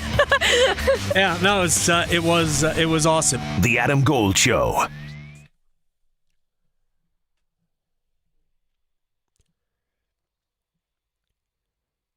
It's the Adam Gold Show. I am Adam Gold. Graham Hill sitting in for Sarah's for Victoria. She's on assignment. Thanks to Sarah Civian for joining us last hour. Might as well mention it since I just inadvertently said her name. Canes are in the Eastern Conference Finals for the second time in 3 years, third time in 7 years. Luke DeCock has been here for all of it. He joins us on the Adam Gold Show at Luke DeCock on Blue Sky. We shouldn't be surprised that the Hurricanes are in the Eastern Conference Finals. Have you been able to stay awake through the boredom? Yeah, no, it's kind of funny how there's got to be something for everyone to complain about when the Hurricanes reach this point. Just as like a collective NHL thing. Yeah, I mean, I don't understand how a team that puts up like 40 shots a game is boring. This is a weird one for me. Like I get some of it, right? Like I get like the Hurricane, let's go back to 2002. That was a boring hockey team. Yeah. Right? They grounded out against everybody. They trapped. They put four guys behind the puck. Blah, blah, blah. I I honestly think the only reason you would think the Hurricanes are boring is if you don't know hockey, like in those markets where no one goes to games, like Florida and Buffalo. It is funny because essentially what they play is full court press basketball, but on skates. Yeah. Right? So it's like, every basketball coach you get tired, oh, coach, are you going to play fast? We're going to play fast. We're going to push the tempo. Of course, maybe a third of them actually do, and certainly usually not at the beginning because your team's inferior. But, that's what basically, and you know this too because you've been around. I mean, this is Rod Brindamore's strategic DNA is very closely connected to Peter Laviolette's strategic DNA. And the idea is we're going to possess the puck, and we're going to put pressure on you, and we're going to stress you, and we're going to, to do things that make it difficult for you to get the puck out of your own zone. And that's the opposite of the way the game was played in the dead puck era. Right. And now suddenly that's boring. Like the Devils in 2001, they were exciting. I just feel like there's something about this franchise and the league where there's got to be some asterisk attached to everything. Like, it was just, Arthurs, Hervé, and Kevin Weeks were better than everybody. And, they gained the system coming out of the lockout. Not that Peter Laviolette was just smart enough to see the way things were going. Right. And, God forbid they actually have a team without stars that's decent and can beat you in a bunch of different ways, which is exactly what happened in the Capitals series. We've seen 2 series where everybody was talking, the PK Subans of the world are talking about how the Carolina Hurricanes are going to be found out. Right. The Hurricanes were the better team in both series. They got a gentleman's sweep in both, and they dominated pretty much probably 80, 85, 90% of the time the Hurricanes had the puck or had the puck in the opposite. I mean, it was just neither of these series was even close.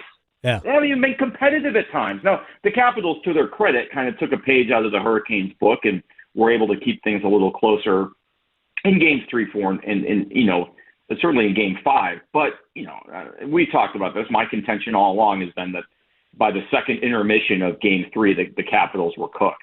They threw everything they had at the Hurricanes in the first period. They didn't get anything. Hurricanes go out there, score a couple goals, win 4-0, the series is over. And that's more or less the way it worked out. Whenever the Capitals were under pressure in the end, in games 4 and 5, they ended up breaking. And it's just the Hurricanes have been through it. They went through it with Florida in 23 and the Rangers, too many times at Bruins. Yeah. There's a point where what you do well isn't working. And that's really hard to get past. They got Luke DeCock is joining us. The Hurricanes, in almost every series that they have lost under Brindamore, it has been a service of. I'll throw out the first loss, which was to Boston, where Carolina was out of gas at that point. Boston, and they almost won game 1. You could argue they could have won, maybe should have won game 1. When Greg McKegg scores a goal to give you a lead into the third period, maybe that's a game you should win.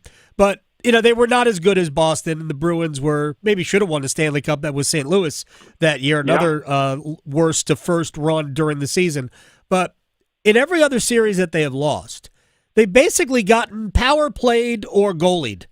And for 2 rounds, Carolina's had the best goalie. And whether it's close or not, Andersen has been great. And Carolina has dominated special teams in both series.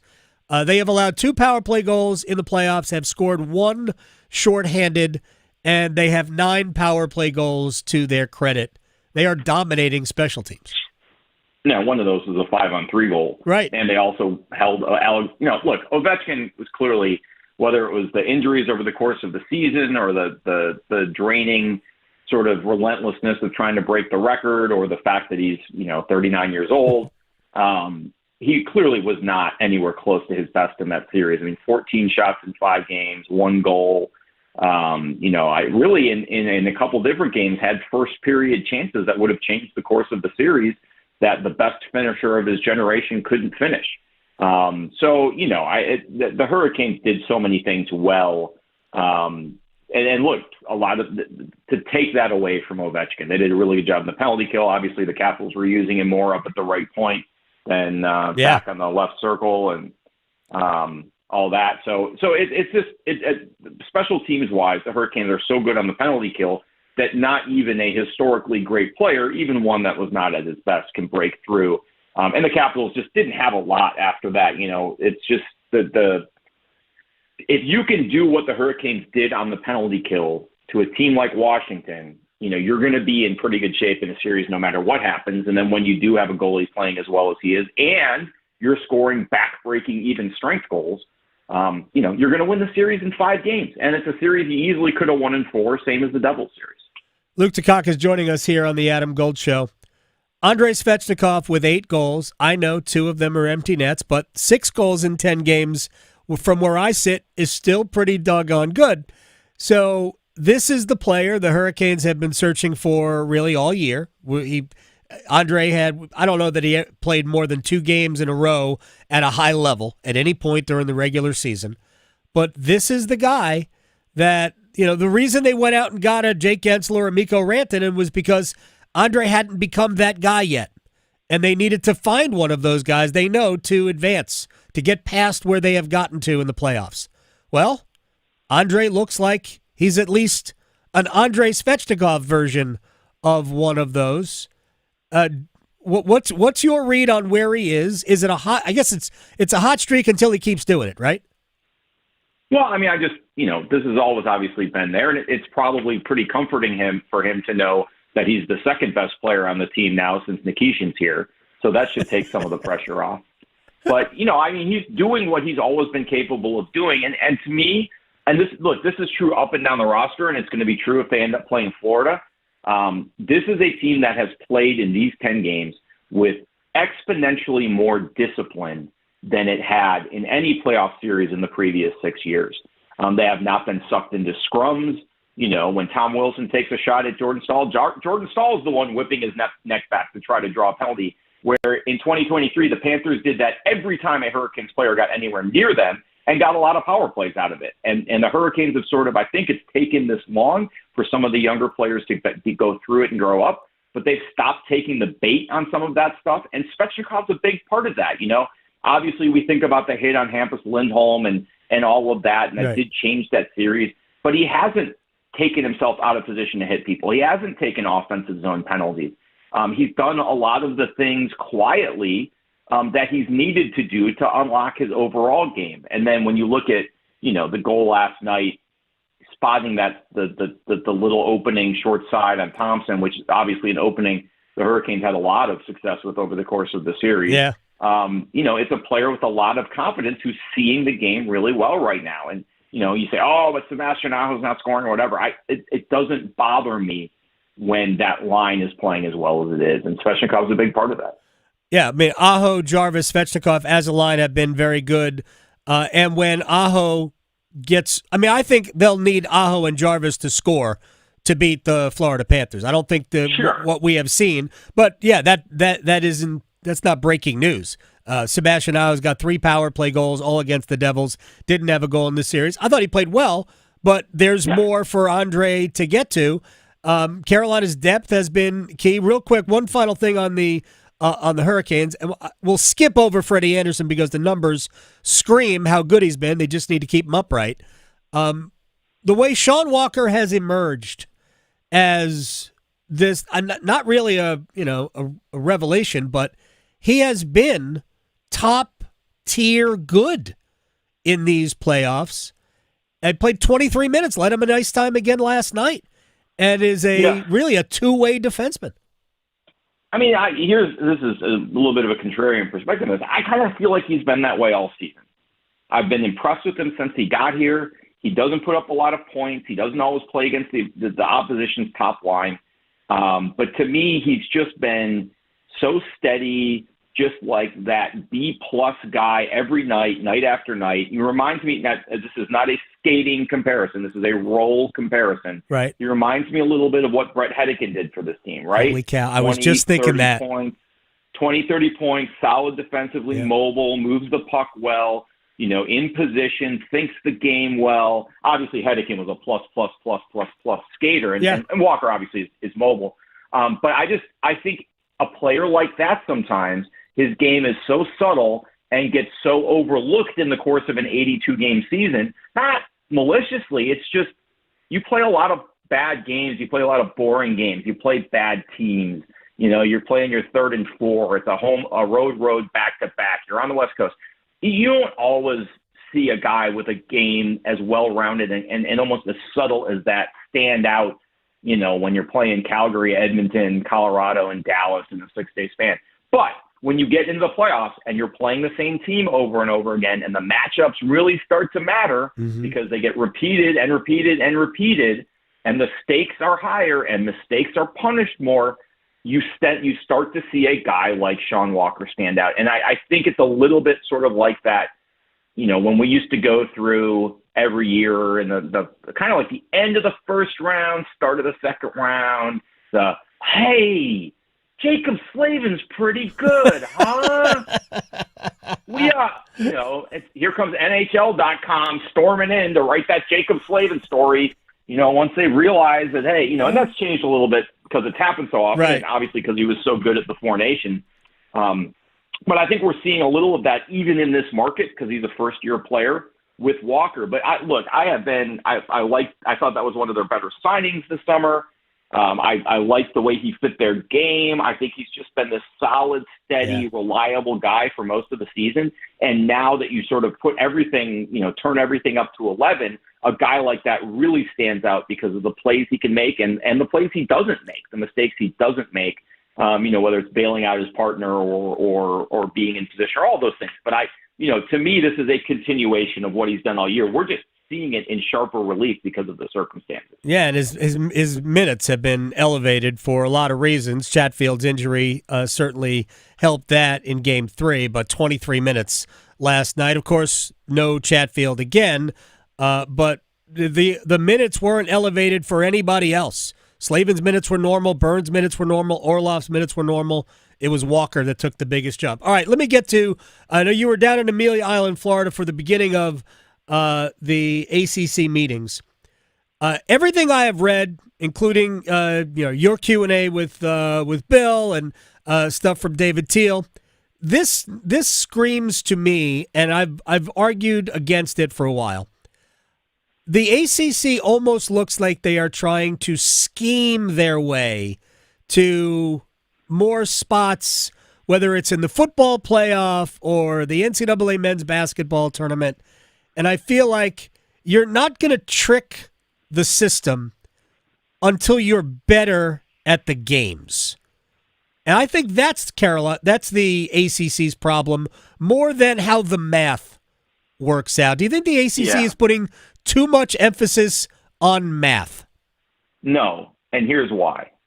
There are ways, even when you're not, look, everyone wants to get better. There's a lot of talk about that, too. And there's a strong belief within the ACC that in a post-house settlement era where you're giving money to athletes directly, the playing field, especially in basketball, is actually going to be leveled with some of these places in the SEC. And there's also an awakening in the league that the SEC has put a lot of resources in basketball the last few years. There's got to be an equalization there. But some of the conversations that they were having, and look, they've already dropped the 19th and 20th league games. We're going back to 18 league games. A lot of conversations about how best to use those 2 new games to maximize your chances of getting into the NCAA tournament if you are a bubble team. And look, I can't put it any more plainly than this. It is a league problem, yes, a quality problem, but it is also a structural problem because, as Steve Forbes pointed out, he's had 6 Quadrant 1 home league games in 4 years at Wake Forest. Mississippi State had 7 home games this season. League SEC home games in Quadrant 1 this season. So you've got to do a better job of putting yourself in position to have a better showing. Yes, absolutely. Is part of that competitive? Yeah, a big part of that's competitive. But it's also how you schedule and how you approach it. And that's what a lot of these conversations were about. I had a couple of people tell me that Will Wade spoke a lot as a first-year ACC guy because of what he learned scheduling his 2 years at McNeese State, where you don't have a safety net. And if you lose your conference championship game, how can you best position yourself to get that rare sort of low major at-large bid? He put a lot of thought into that over those 2 years and wanted to share that with the group. There's also talk about a lot about those 19th and 20th games. What's the best practices for using those so we can improve collectively? And this is what it comes down to. Improve collectively our net as a league, because the better our net as a league is, the more games are going to be worth. And how do you do that? You win games in non-conference So how do you maximize your non-conference schedule to help your net? And there's a lot of theory on that. There's a lot of strategy. I think it's fair to say that's something that the ACC was not as a league on the same page previously. I do think that was something that came out of these meetings was a consensus in terms of some best practices. Now, football is a different story. Football is a political battle because you cannot let the SEC and Big Ten condemn you to 2 or even 3 automatic qualifiers in some sort of CFP invitational field, which is what they're trying to make it. Right. Did the ACC deserve more than 2 teams in last year? I would say no. Could there be a season where the ACC has 4 teams that win 10 games and just beat up on each other, and only 2 of those teams get in, while an 8-4 Iowa and a 7-5 Missouri get in? That would be a travesty. That would condemn the ACC to second-class status. And the ACC doesn't, because of the way the CFP is structured, the ACC can't just vote no. But there's a lot of overlap across NCAA governance, across House settlement talks, across lobbying in Washington, this potential presidential committee, where Jim Phillips and the other presidents can exert pressure on Greg Sankey and Tim Petitti to keep that from going through. And there's a sort of, we got to have 3 automatic qualifiers among the football coaches, to which I would say, why would you even accept that at all? I would say no automatic qualifiers except maybe for conference champions. That's it. I'm with you on that 100%. Unfortunately, Greg Sankey does not agree, and he right now has the power to bully that through. So the ACC is really going to have to draw on all of its political resources. There are a lot of levers the ACC can pull outside of the CFP room to keep that from happening. But it has to be a concerted and thoughtful effort. And the fact that Jim Phillips would not talk about that part of it on Wednesday at the end of it, at the end of those 3 days, certainly indicates that he understands what a delicate political situation it is. Yeah. By the way, Washington isn't going to help the power leagues. It's not going to help the NCAA. The sooner they realize that, the better. Luke DeCock. Yeah. Can you imagine how bad the state of your industry has to be where you're welcoming presidential intervention? It's just not going to help. There's nothing that they can do that would shield them from the law. This is well beyond anything Washington can do to shield them from the law, because the only thing that will do that will be collective bargaining. And they don't want to do it. So until they do collective bargaining, the legal system is going to have its way with the NCAA and the power leagues. Luke DeCock on Blue Sky at Luke DeCock. My friend, I appreciate your time. I have the weekend off. I hope you do. I'll see you at the arena eventually. All right, take care, AJ. You got it, man. All right, when we come back, we have to stretch, and when we stretch, we have what do we have special when we stretch?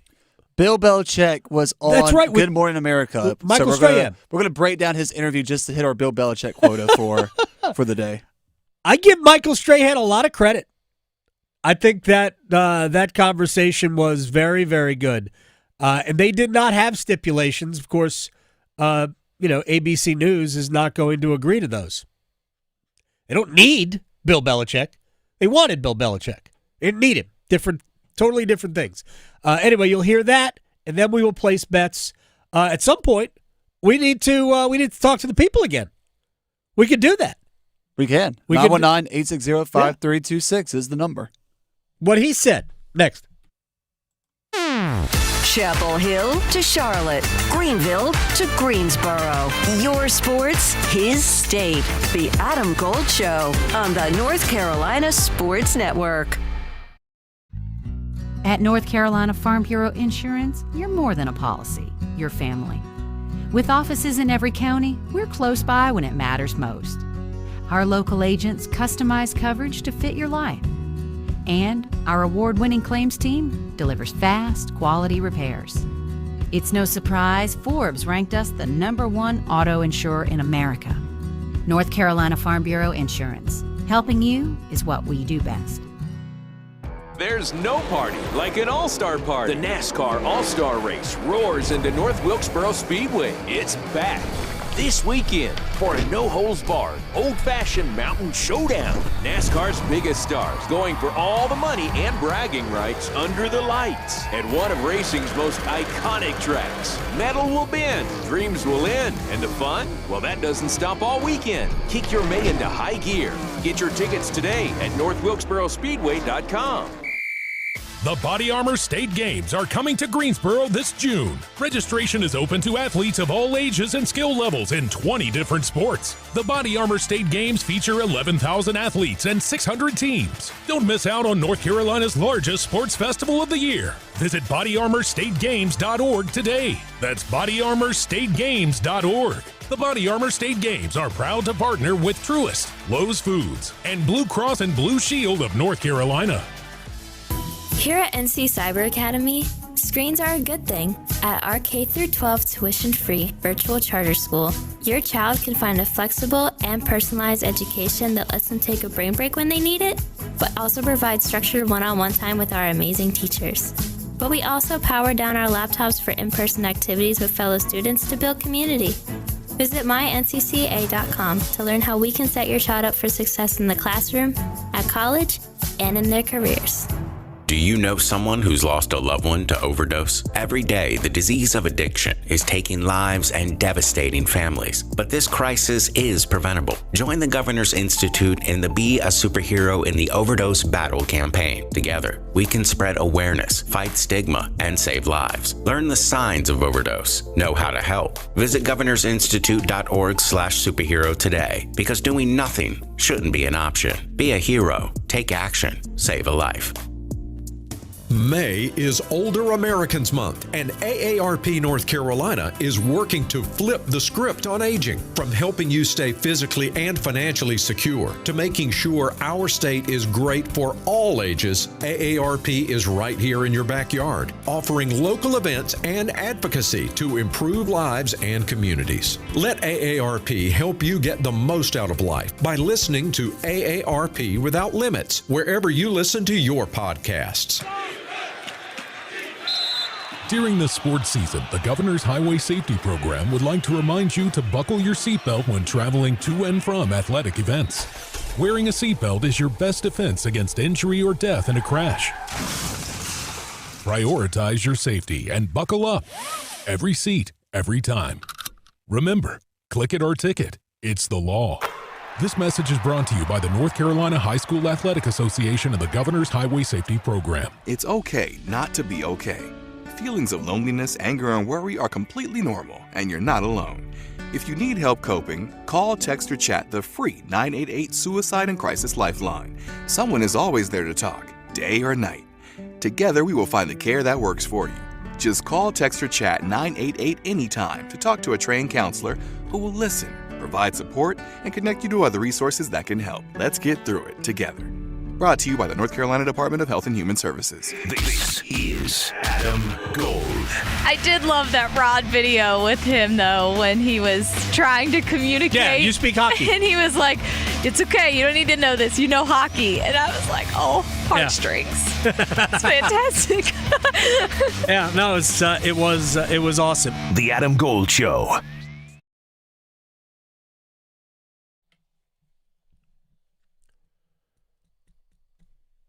It's the Adam Gold Show. I am Adam Gold. Graham Hill on the ones and twos today. Roundtable coming up next hour. We'll actually dig into the stuff that Luke and I talked about at the end. I know Brett Friedlander is a Canes fan, so I might talk Canes with him. Mark Ennis, joining us from Louisville, will probably not care about the Hurricanes, but that's fine. We got a lot of stuff to discuss anyway, but right now, we have to stretch. Here we go. A little bit of a false start there. That's my apologies. No, it's fine. So we got to hit our Bill Belichick it's like quote for crossfading. the day. It's beautiful. Yeah, thank you. I appreciate it. So this morning, Bill Belichick was on Good Morning America for another interview. Michael Strahan made sure to point out that Jordan Hudson wasn't in attendance for this interview with Bill Belichick on Friday's episode. That, however, didn't stop the Hall of Fame defensive end who has gone up against Bill Belichick's Patriots many times from asking about the famous girlfriend in college football. Throughout the 9-minute interview, and it's available now, intended to promote Belichick's new book, the conversation largely remained focused on football, but at the end, Strahan did his best to delve into Belichick's personal life, which has been the talk of sports world, which has been the target of the sports world dating back to the 6-time Super Bowl champions head coach interview with CBS Sunday Morning last month, which Hudson was very much in attendance for. The 53-year-old former pass rusher proceeded to specifically ask about the attention his relationship with Hudson has received in recent weeks. And while the Tar Heels head coach had previously stated that she's not involved with the program, he did provide new details regarding the professional aspect of his relationship with the ex-Bridgewater State cheerleader. A lot has been made about your relationship with Jordan Hudson. It's been getting a lot of attention. She isn't here this morning, but what do you think about all the attention that your relationship has been getting? Yeah, well, she's been terrific, through the whole process, and she's been very helpful to me. She does the business things that don't relate to North Carolina that come up in my life, so I can concentrate on football, and that's really what I want to do. I acknowledged her in the book. She was very helpful on that with the tribute pages, and also giving a perspective of the book from kind of a business side. Sometimes I get a little football technical, and so she did a good job of keeping me on balance there. So what did Jordan mean to you? Well, we have a good personal relationship, and I'm not talking about personal relationships, Michael. You know that. Okay, I know that, Coach. But I'm saying, are you happy? Yeah. You look happy. Yeah. I never thought I'd see you doing yoga. Only happy people do yoga, Coach.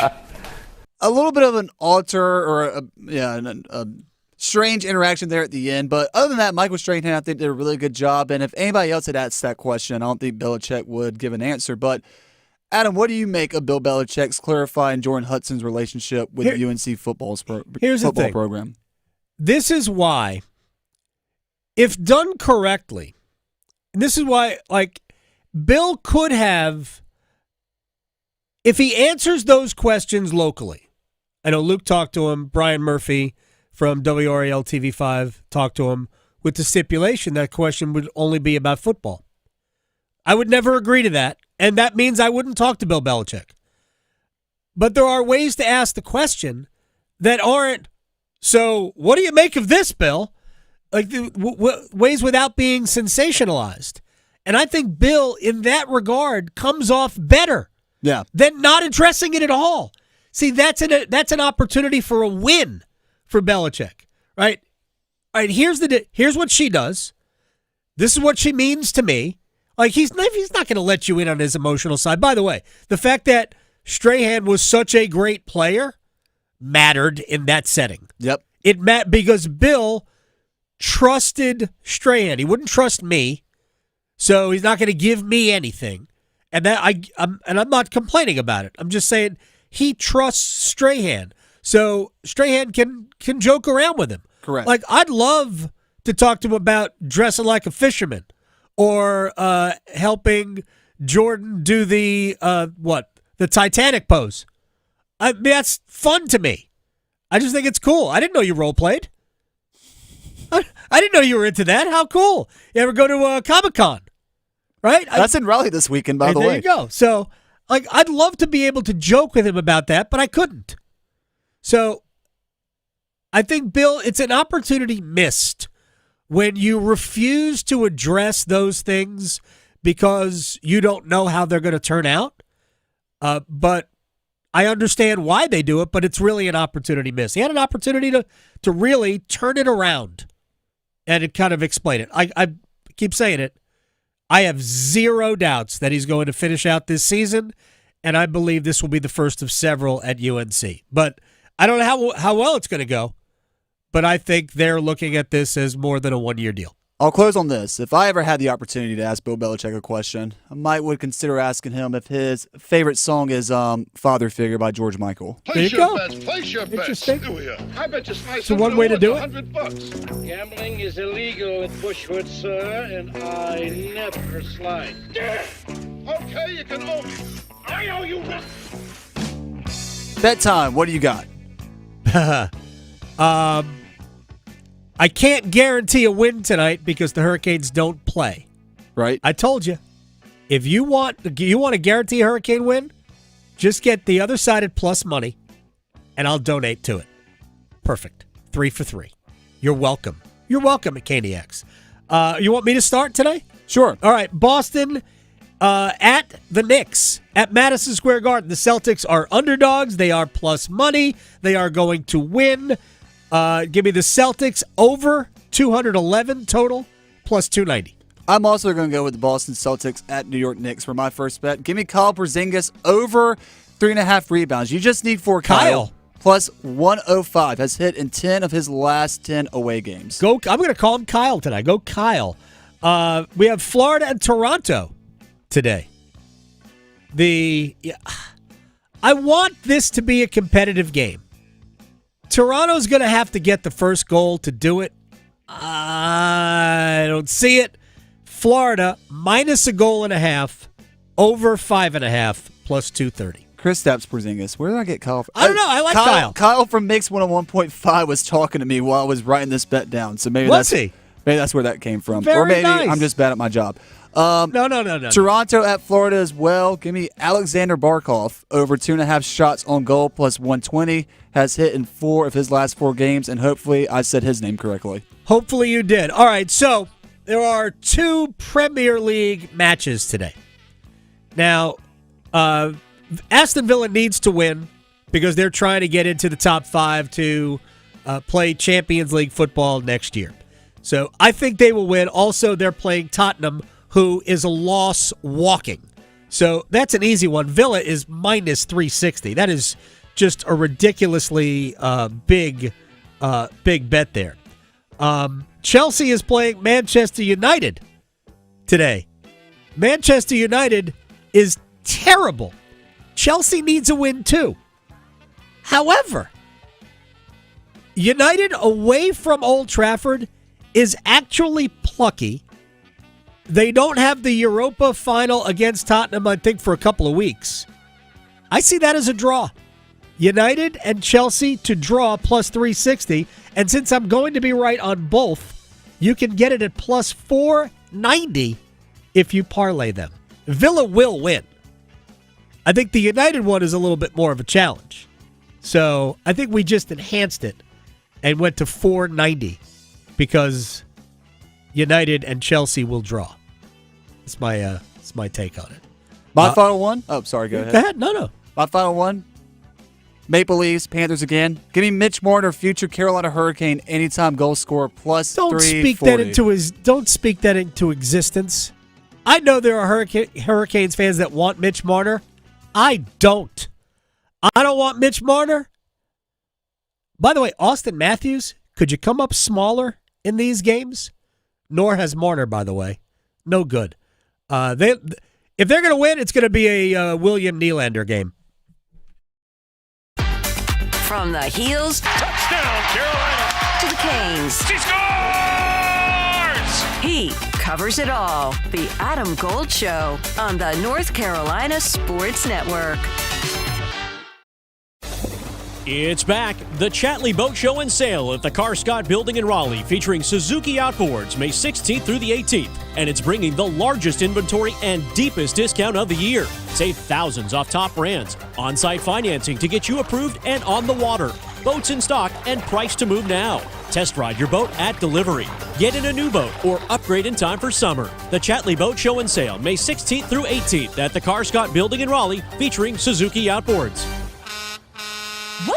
New scratch-offs are out? That means new chances to become a North Carolina Education Lottery Winners Club member. Yeah, in the Winners Club, I'll reinvent myself. I won't go by just plain Todd. I'll go by Toddrick. I'll get a gold jacket, play my saxophone again. I'll stop and smell the flowers, call my mom more. Oh, wrap it up, Todd. It's Toddrick. This month's scratch-offs pack over $100 million in total prizes. The Winners Club awaits. Must be 18 to play. Approximate overall odds of winning range from 1 in 3.35 to 4.58. Problem gambling helpline 877-718-5543. Hey girl, haven't seen you downtown lately. Nope, sticking to our go-to places. You mean like Sharky's?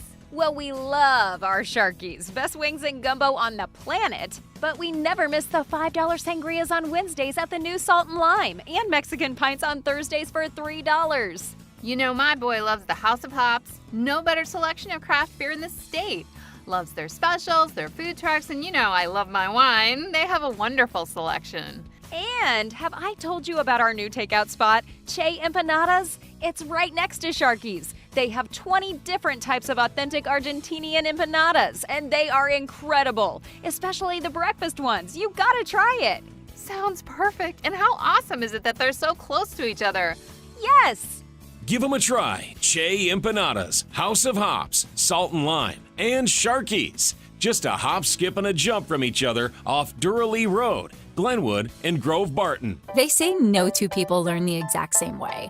So how did Babbel become the award-winning language learning app with over 16 million subscriptions sold? Well, we thought of you. All of you.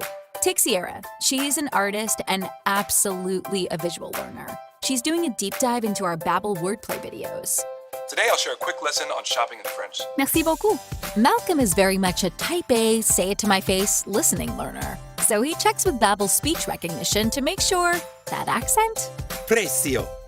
Keith's a real people person and a curious learner, so he loves Babbel's Culture Bites, full of insights and native knowledge about the language he's learning.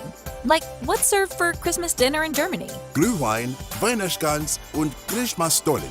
Wherever you are, however you learn, Babbel is the best choice to break any language barrier. Save up to 50% on your Babbel subscription when you sign up at Babbel.com. That's Babbel.com. Babbel.com. If only life had a remote control, you could pause or rewind. Well, life doesn't always give you time to change the outcome, but prediabetes does. Take the 1-minute risk test today at doihaveprediabetes.org. Brought to you by the Ad Council and its prediabetes awareness partners. This is not Led Zeppelin. This is Get the Let Out.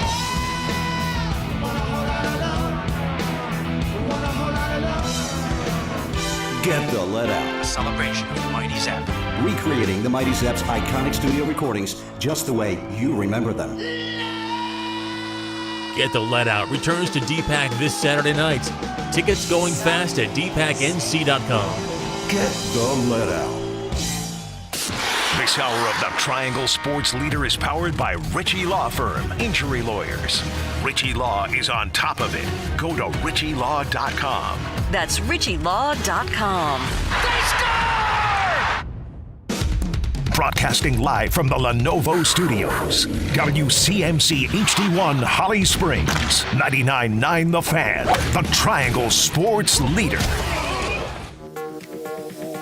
This is the Adam Gold Show on the North Carolina Sports Network. Stahl gets a chance, and he scores! There's a huge goal for the captain as he consumes his first in the series, and the Canes have a 1-0 lead. You know, I think our line was really good tonight. Marty was great, and Cares was skating really well. And I think, our line has got to continue that if we want to continue to win.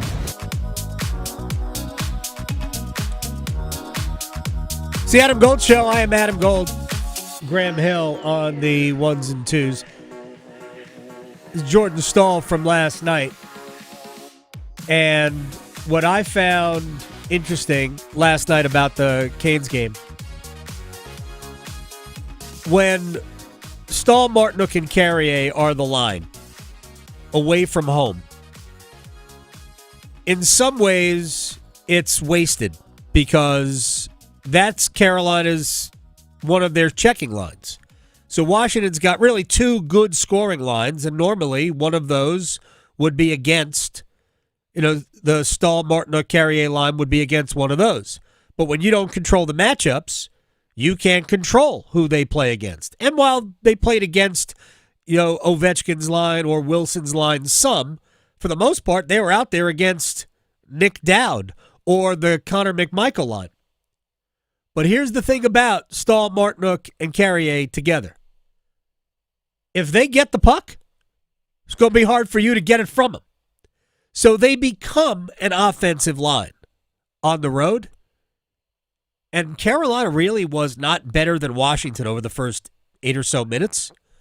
But they got the puck into the offensive zone. Martinook makes a good play to get the puck back to Jordan Stahl. And Stahl scores a tough angle goal on Logan Thompson, and Carolina has a 1-0 lead. So that line can be an offensive line, even though it's not designed to be that. But once they get the puck, you just aren't getting it from them. So Carolina has been really good. They've been opportunistic. They've been deep. And they're headed to the Eastern Conference Finals for the first time in 2 years. I kid. Third time in 7 years under Rod Brindamore. I am promising you this. They will win a game in this Eastern Conference Finals. Maybe we'll go to 6 overtime games this time around. Please don't ever say that again. Here, let me... Don't knock on wood. Ever say that again. We'll dig into the series next week. I assume Florida will beat Toronto tonight. Ben, the stat guy, just texted me. He says it's going to be low scoring and tight. He thinks Florida will win.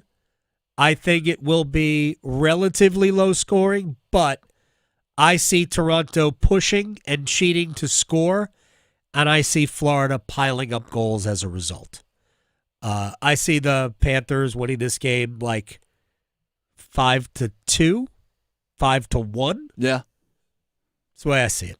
I think Florida puts Toronto out of their misery, maybe in the second period. I just don't see how Toronto. I mean, obviously the competitive nature is there, but after you get beat 6-1 and you don't score your first goal until garbage time, I don't understand how you can necessarily get up for this game, especially on the road. I'll say it this way. You know, we talked about the Celtics and the Knicks. New York playing Game 6 tonight at home. This is the most pressure any team is under in any sport other than the Maple Leafs at home. Like, no joke.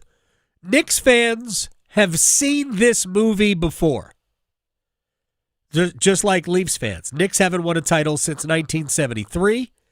The Maple Leafs haven't won a Stanley Cup since 1967. I don't think they've been in the Cup final since then.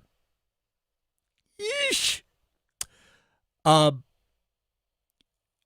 I think in some ways it will be easier for Toronto on the road. But that doesn't mean they're going to win. Ultimately, Florida will have the most to say about how Toronto does tonight. I think Florida will be on top of their game. Look, if Toronto wins, Florida doesn't want to end up going back to Toronto. Not that Florida doesn't have the confidence to win there, because they do, they should, but they don't want to have to go back there. Not to mention, they'd like a couple of days off before the conference finals begin. I would imagine that if the Maple Leafs and Panthers are playing on Sunday, that the Eastern Conference Finals, whether it's a Tuesday or a Wednesday start, that's still pretty short in terms of turnaround. I don't think the Panthers want to deal with that. They want to get it done tonight and have 3 or 4 days off before the potential of a start of that series. So, but Florida's not going to have home ice advantage. Carolina's going to have it. Not that it mattered to them 2 years ago, but Carolina's going to have home ice advantage. Which, hey, like to have the first 2 games on your in your rink, in your barn. But I think Florida will play well tonight. I think Florida will put them away. But Toronto, it'll be a little easier emotionally, mentally for Toronto on the road because they won't have the home angst hanging over them. All right, what do we do now? Oh, we do Wall of Sound. The Wall of Sound is a function of this studio. There's no doubt about it. All right, Spencer Carberry had some pretty cool things to say about the team that sent his team into the summer last night. So let me just start it here, and then we're going to give a tribute to Carolina's Jacob Slavin. Washington, in terms of the numbers, you had a good but not a great power play during the regular season, a good but not a great power play against the Canadiens. They were the second highest scoring team in the league this year, and they scored 7 goals, one of those an empty net goal, in 5 games in this series.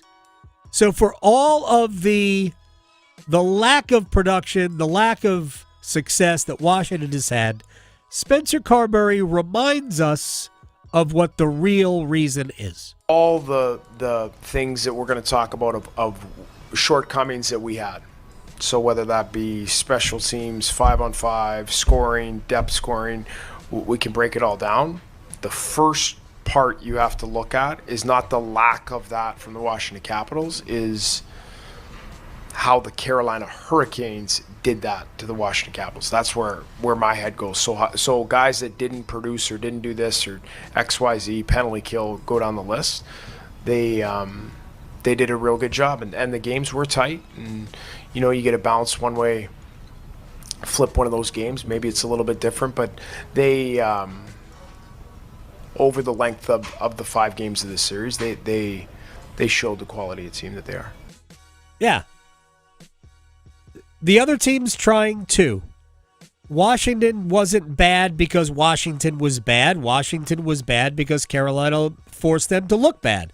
And I keep saying, I think Washington played really well in Game 5 yesterday. They just couldn't score. Like, Carolina played great in Game 1.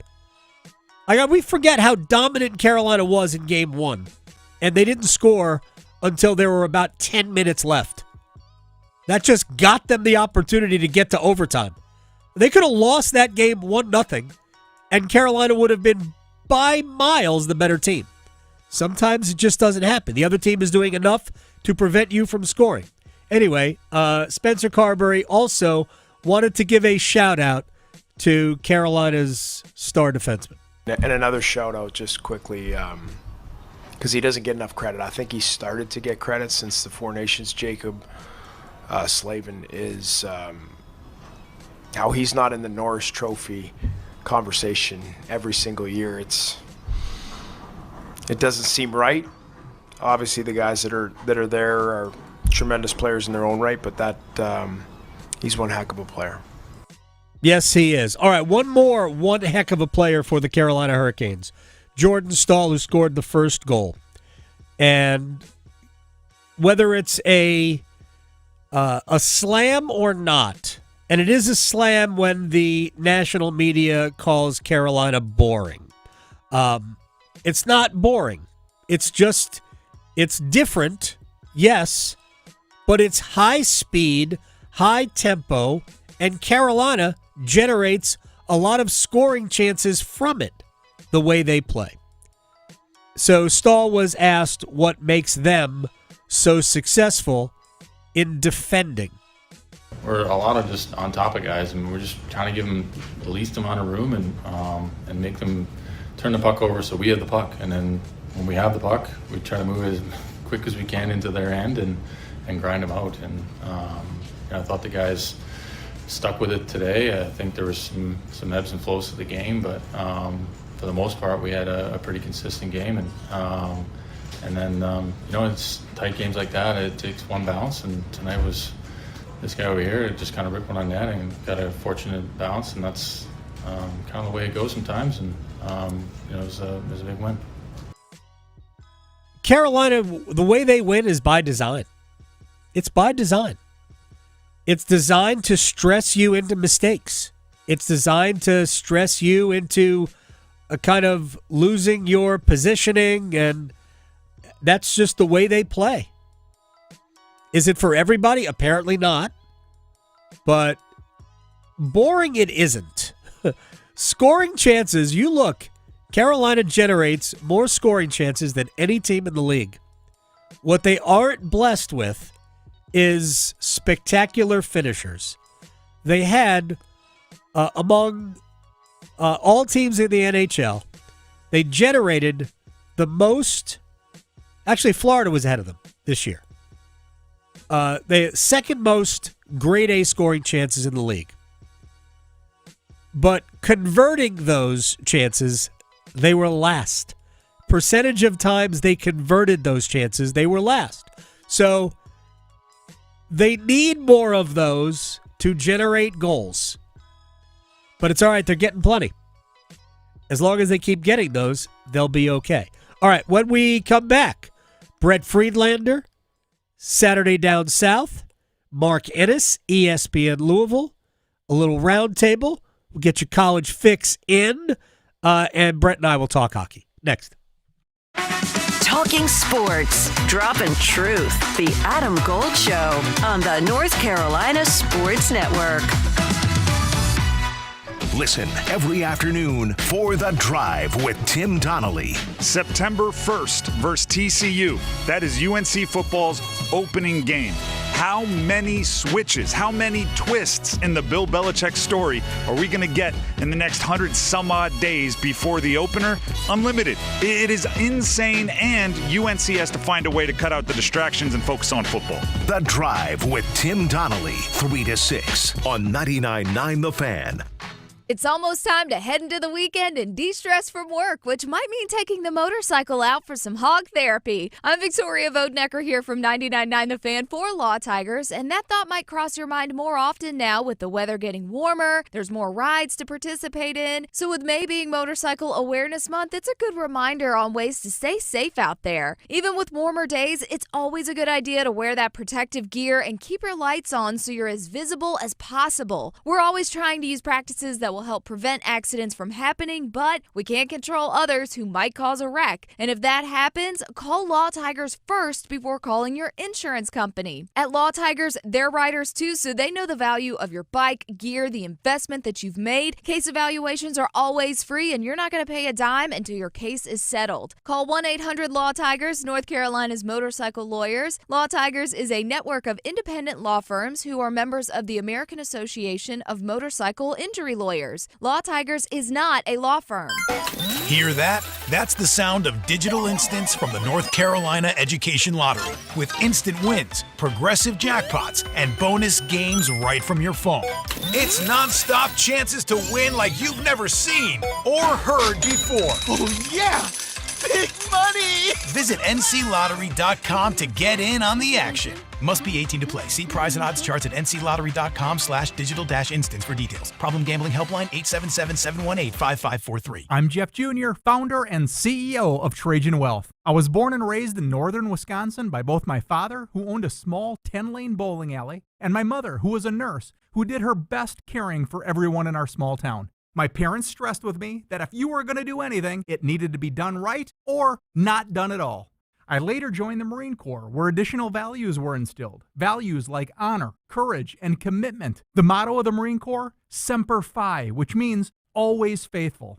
The best part of Trajan Wealth, our 100-plus employees who also embrace the exact same values. If your current financial advisor is more interested in selling you something or is more loyal to their own financial gain than yours, give us a call for a second opinion. We would be honored to hear from you. Call Trajan today, 919-200-4000. That's 919-200-4000. Advisory services offered through Trajan Wealth, LLC, an SEC-registered investment advisor. The golf season is here. Time to upgrade your game. Head to Global Golf and explore Carolina's largest selection of pre-owned golf clubs. Whether you're just starting out or a seasoned player, our expert staff will get you fit. Are you ready to trade in your current clubs? Global Golf makes it easy to trade in your previously played equipment and upgrade to your next set of clubs. Visit Global Golf today, located on 7320 ACC Boulevard, North Raleigh. Global Golf, home of the best deals in golf. Prescriptions require an online consultation with a healthcare provider who will determine if appropriate. Restrictions apply. See website for details and important safety information. Price varies based on product and subscription plan.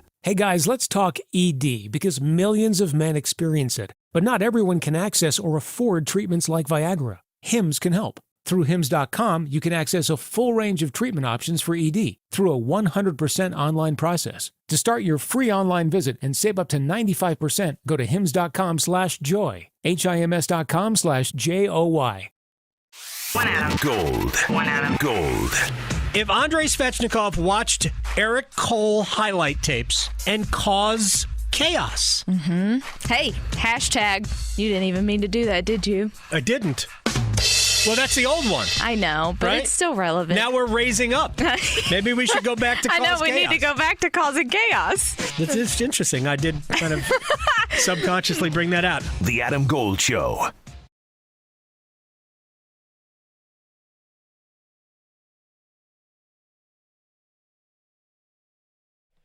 It's the Adam Gold Show. I am Adam Gold. Graham Hill sitting in for Victoria. She's on assignment. Wait, are you sitting in for Victoria or are you sitting in for Max? Max Gorin, who was here yesterday. That's a great question. Well, he was sitting in for you. Now I feel like we're just doing the Spider-Man pointing meme with this question. I don't really know. But I thank you very much for doing this today. Of course. Happy to be back.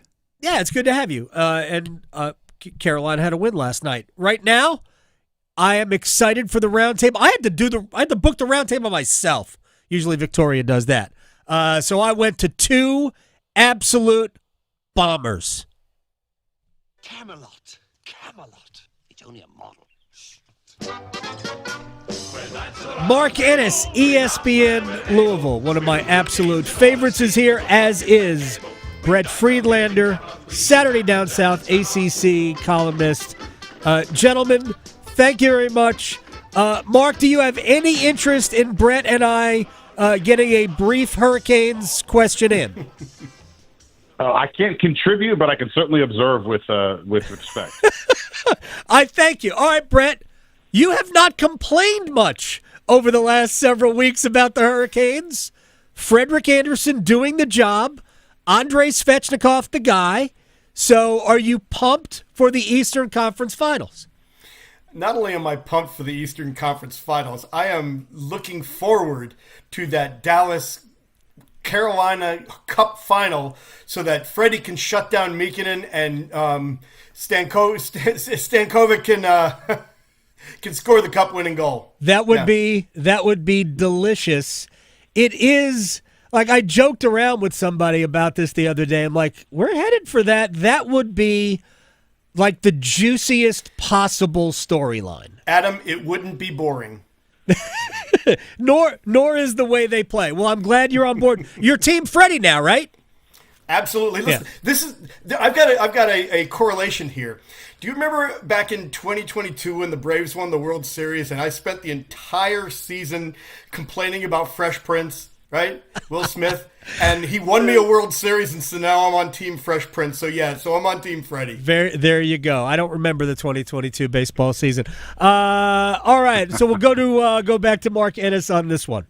Coming out of ACC Media Days or ACC spring meetings in Amelia Island, Florida, what do you think the biggest issue for Jim Phillips to solve is? For starting with me, look. Yes, you. I think heading off or doing whatever it is and making sure that it's visible, whatever it is, keeping the SEC and the Big Ten from basically just turning the entire college football playoff and postseason into whatever it is that they want it to be. And I think this is one of the thankless parts of being a conference commissioner in one of these situations is I think you're tasked with this with no real tools to do it. And you're definitely going to get the blame for it if you're not able to accomplish it. But I think with that, like the memory of how the discussions went with the alliance, we'll call that, that sort of thing. He cannot afford, I think, to come away from whatever the final format with the college football playoff is looking impotent in this. And it's a pretty precarious situation to be in. The funny thing is that the alliance was with the Big Ten as well at the time. And Kevin Warren was super two-faced about it. But, hey, look, college commissionership right now is essentially a whole bunch of CEOs backstabbing one another to get what it is that they need or they want. Brett, same question for you. What is Jim Phillips' biggest issue? I think it's the same issue as Mark mentioned, but I think that the only way he can really approach this, and he mentioned the ill-fated coalition, but the only way to do this is strengthen numbers. And I think that Jim Phillips must get together with the group of 5 and the Big 12 and resolve to not agree to anything that involves automatic bids other than conference champions, because when you agree to do that, whether it's 2 or 3, you basically set yourself up to be a second-class citizen who's just kind of hanging on to the to the invitational.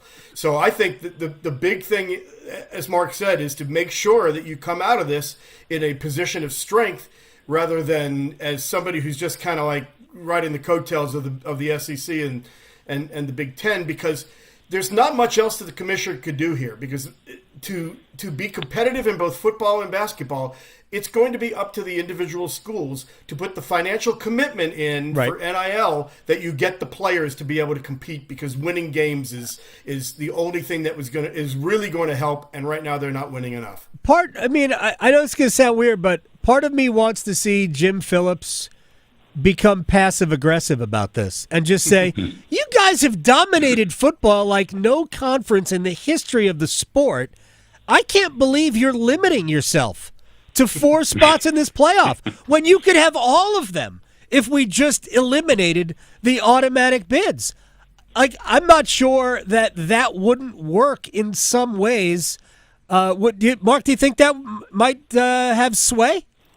I don't know that would work necessarily, but I think maybe the better plan, and it's a cousin of the one you just made, is you might sort of, because look, who is wholly owned by ESPN? It's the ACC and it's the SEC. You might just start calling Greg Sankey and trying to sow division between the SEC and the Big Ten, and by gassing up the SEC to Greg Sankey, why are you agreeing to an equal number of bids with the Big Ten? Right. And I think that's a legitimate argument, honestly. It's conceivable to me far more often that the 4th team that might get some auto bid out of the Big Ten is nowhere near as good as the 4th team that's going to get one from the SEC. Correct. Why are you agreeing to equal standing with those guys? That might be the better, more strategic play, is to be like, why are we doing this? Why are you agreeing to limit yourself in the way you were saying by having the same number of guys, where the 4th one is going to be what? Illinois or somebody like Iowa. that? Like, that might be the better play. Yeah, exactly. Indiana. Exactly. Oh gosh, it's just so bad. But I do wonder. Now let me ask. I want to go. I'll go to Brett here. What role does the media, the college football media, play? And you guys are both, kind of. You're part of this. Mark, you're as much, Louisville media, but you're also national media. Brett, you cover the ACC and you cover sports other than football. Sure. And Division II baseball.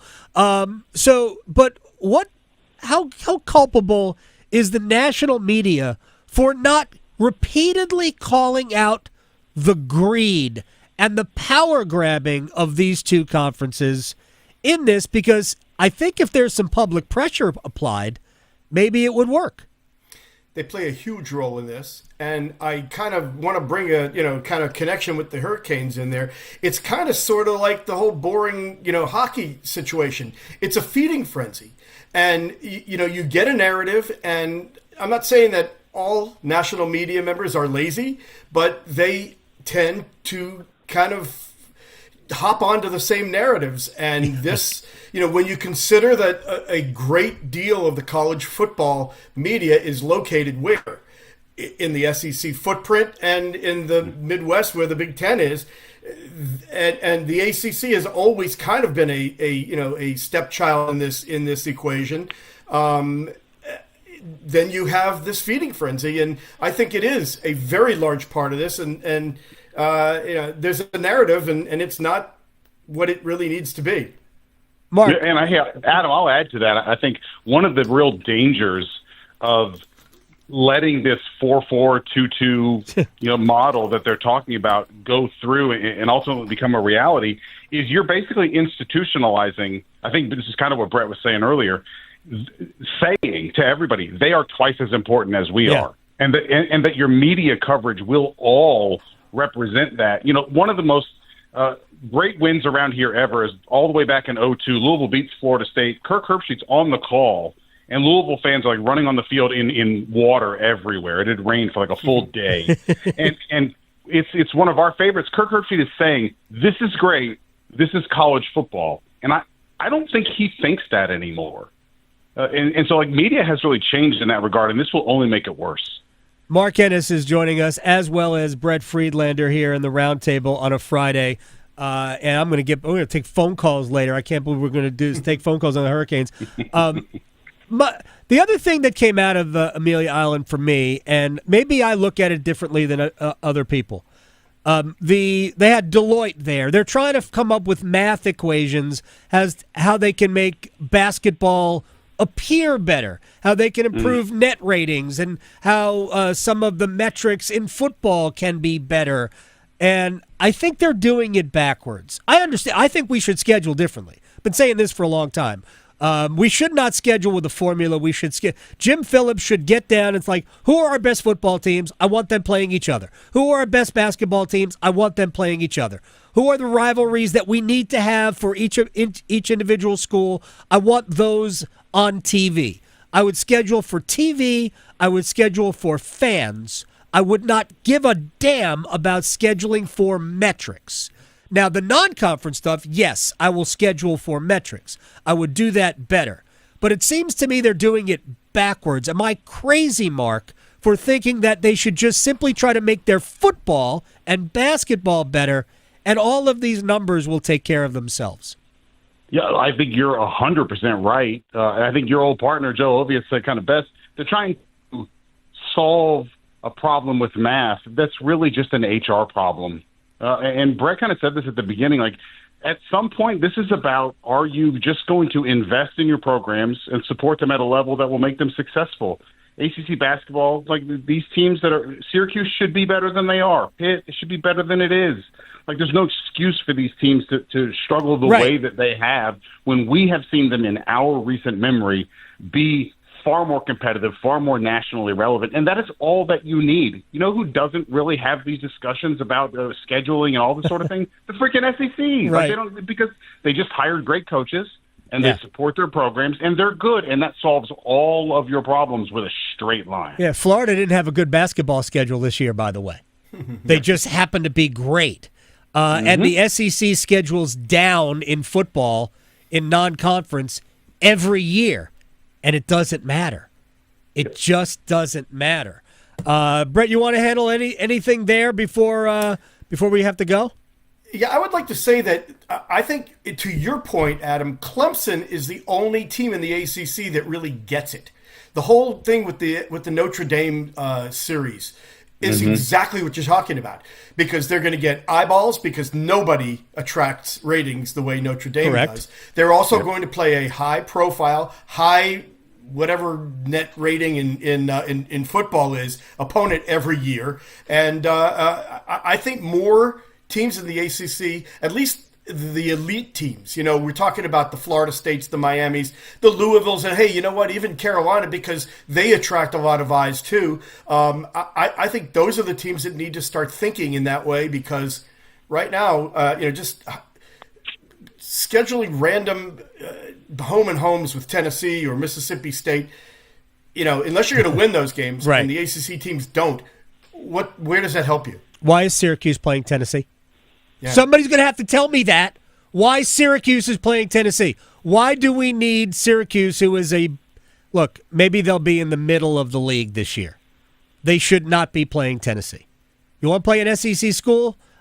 Play Vanderbilt. Don't. That's bad scheduling. Virginia played Tennessee, right, last year? Yep, Why? and got blasted. Don't do it. We get hung up on these things. It makes me angry every year. I've just made myself angry in the middle of May. Mark, Canes over the Panthers, because the Panthers are going to beat Toronto in how many? 5. 5? That's How about that? That is outstanding. I can read the room. Brett, Canes over the Panthers in how many? 6. I think the answer really is in 3. All right, Brett Friedlander, Saturday Down South, ACC columnist, and Mark Ennis, ESPN Louisville. I appreciate both of you guys coming on today. Be well. I'll see you soon. Anytime. That was great. We got across the board. Everybody is on board with the Hurricanes. Everybody. All right, we can rewind a little bit, but I do want to open it up. You want to talk about the Canes. You want to talk about Alexander Nikishin. He finally showed up. And where are all my Brent Burns haters at? Or where are all of you? Where are you? Everybody needs a target. It helps. It helps to focus you. Everybody needs a target. He's actually been really good in the playoffs. And I'm going to tell you something else about Brent Burns that you probably didn't know, that it's not going to endear him to you, but you're going to go, oh, maybe he's better than I thought. So 919-860-5326 if you want to talk about your Carolina Hurricanes in the Eastern Conference Finals. We'll do that next. Questioning goalie interference calls since day one. The Adam Gold Show on the North Carolina Sports Network. Adam Gold here from my friends at FanDuel, and it is rivalry weekend in the big leagues, and you can score bigger winnings for the big game with FanDuel, America's #1 sportsbook. That's right. Profit Boost tokens are available for you because FanDuel thinks that rivalries matter, and there's a big one tonight for the Braves and Red Sox. Boston originated the Braves before they moved to Milwaukee and then to Atlanta. So FanDuel.com/AGS. FanDuel.com/AGS. Make every moment more with FanDuel, official sports betting partner of Major League Baseball. 21 and over and present in North Carolina. Opt-in required. Bonuses issued as non-withdrawable Profit Boost tokens. Restrictions apply, including any token expiration and maximum wager amount. See terms at sportsbook.fanduel.com. Gambling problem? Call 877-718-5543 or visit morethanagame.nc.gov. There's no party like an all-star party. The NASCAR All-Star Race roars into North Wilkesboro Speedway. It's back this weekend for a no-holds-barred, old-fashioned mountain showdown. NASCAR's biggest stars going for all the money and bragging rights under the lights at one of racing's most iconic tracks. Metal will bend, dreams will end, and the fun? Well, that doesn't stop all weekend. Kick your May into high gear. Get your tickets today at northwilkesborospeedway.com. The Body Armor State Games are coming to Greensboro this June. Registration is open to athletes of all ages and skill levels in 20 different sports. The Body Armor State Games feature 11,000 athletes and 600 teams. Don't miss out on North Carolina's largest sports festival of the year. Visit bodyarmorstategames.org today. That's bodyarmorstategames.org. The Body Armor State Games are proud to partner with Truist, Lowe's Foods, and Blue Cross and Blue Shield of North Carolina. Imagine a school where you could study AI and ancient Egypt, become a National Honor Student, join a cooking club, or code the next big video game, and do it all in a comfortable space. Your own home. Welcome to NC Cyber Academy, a K-12 tuition-free virtual charter school that provides you with a flexible, personalized education designed to prepare you for college and a career. Visit myncca.com and discover a learning experience that works for you, your family, and your future. At North Carolina Farm Bureau Insurance, you're more than a policy, you're family. With offices in every county, we're close by when it matters most. Our local agents customize coverage to fit your life. And our award-winning claims team delivers fast, quality repairs. It's no surprise Forbes ranked us the #1 auto insurer in America. North Carolina Farm Bureau Insurance. Helping you is what we do best. Every day, people battling addiction suffer in silence. Because of stigma, they fear judgment. They fear being labeled, and too often, they don't get the help they need. But you can help change that. Join the Governor's Institute and be a superhero in the overdose battle campaign. Learn how to break the stigma, support those in need, and save lives. Visit governorsinstitute.org/superhero to get involved. Be a hero, fight stigma, save a life. May is Older Americans Month, and AARP North Carolina is working to flip the script on aging. From helping you stay physically and financially secure to making sure our state is great for all ages, AARP is right here in your backyard, offering local events and advocacy to improve lives and communities. Let AARP help you get the most out of life by listening to AARP Without Limits, wherever you listen to your podcasts. One Adam. Gold. One Adam. Gold. If Andrei Svechnikov watched Eric Cole highlight tapes and cause chaos. Hey, hashtag, you didn't even mean to do that, did you? I didn't. Well, that's the old one. I know, but right? It's still relevant. Now we're raising up. Maybe we should go back to cause chaos. I know, we need to go back to causing chaos. This is interesting. I did kind of subconsciously bring that out. The Adam Gold Show.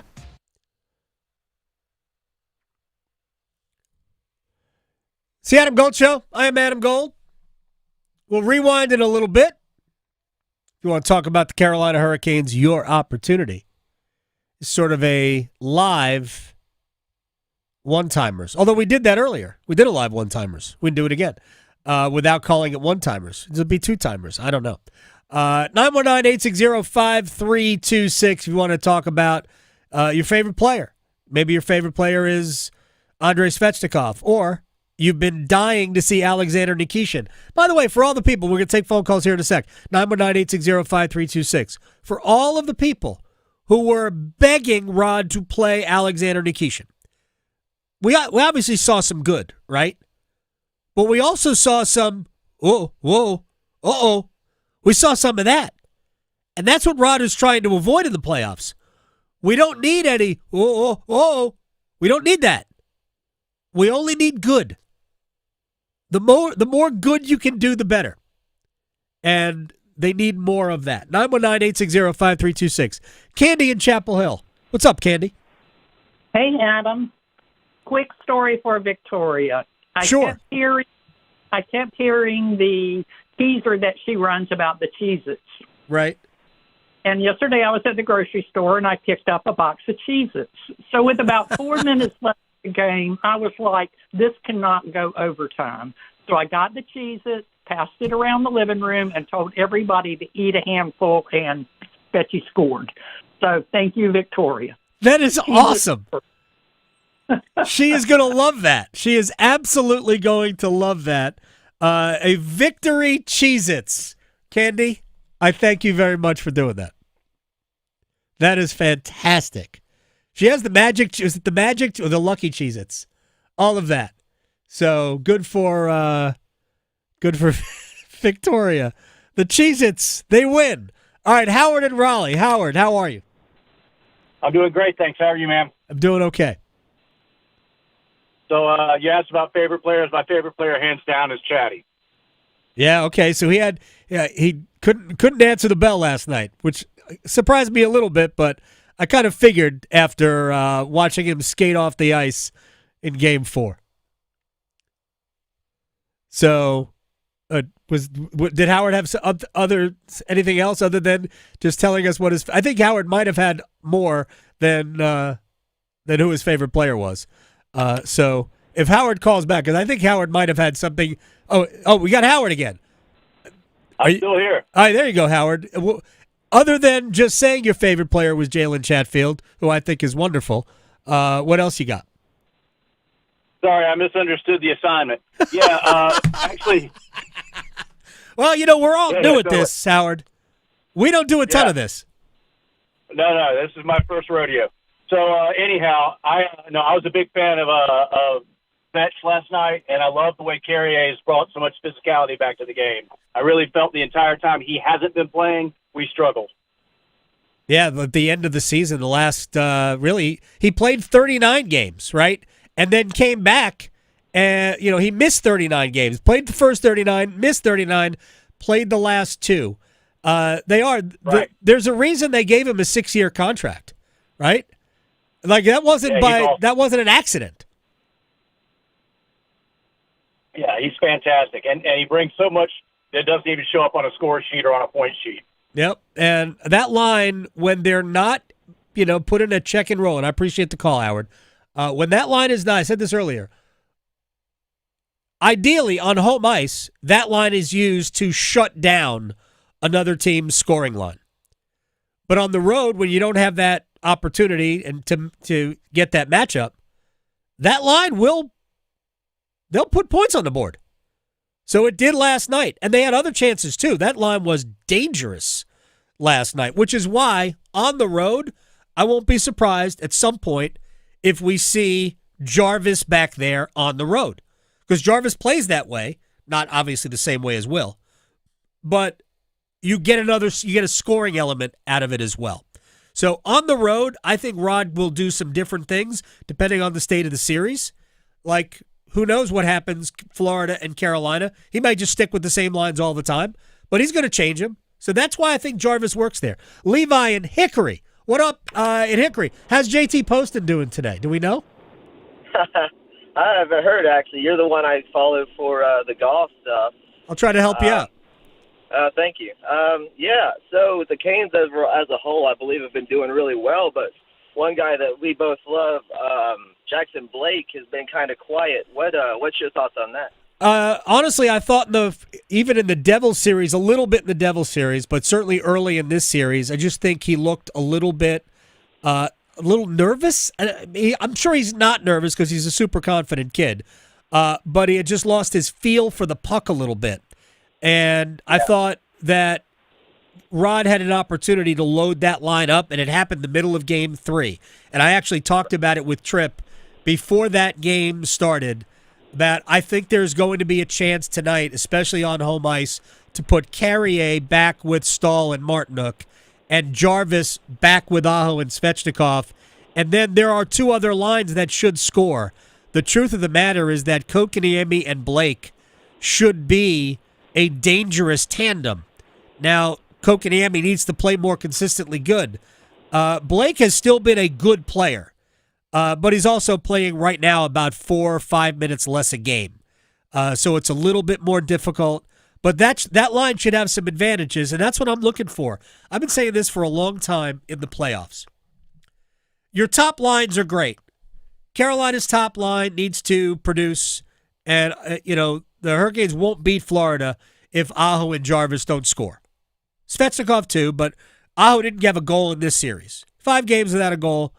Like, he scored 3 in the last couple of games of the Devils series, 2 in the winter, but we need more goals from Aho.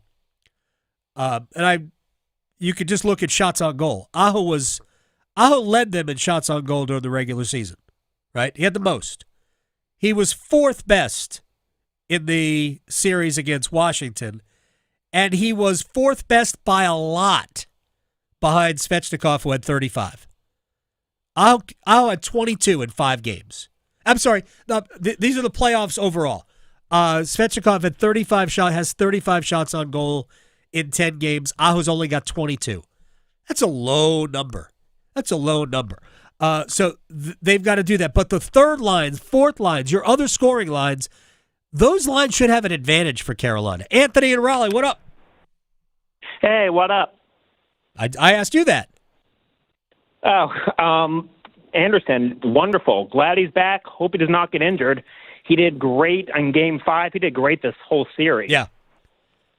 Freddie has been the best goalie in the playoffs right now. Yes, he's really what's keeping us alive. I'm afraid to go up against Florida. I'm hoping we draw the Leafs, but I'm optimistic. Why would you be afraid of Florida? Every year we've gone up against them in the conference final. They've been a thorn in our heel. Well, only once, though. We've only met them once in the playoffs. Oh, that's right. Yeah.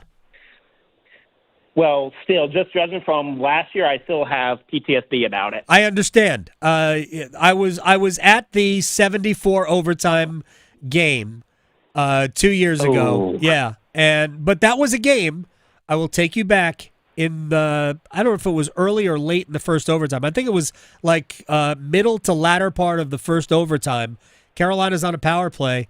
Seth Jarvis has a rebound in the dead slot with Sergei Bobrovsky down. All he's got to do, he's got the upper 2/3 of the net to shoot at.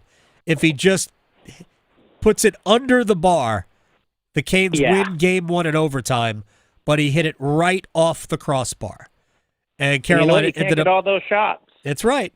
So there were opportunities to do better in that series. I thought Florida was the better team, whether it was a close sweep.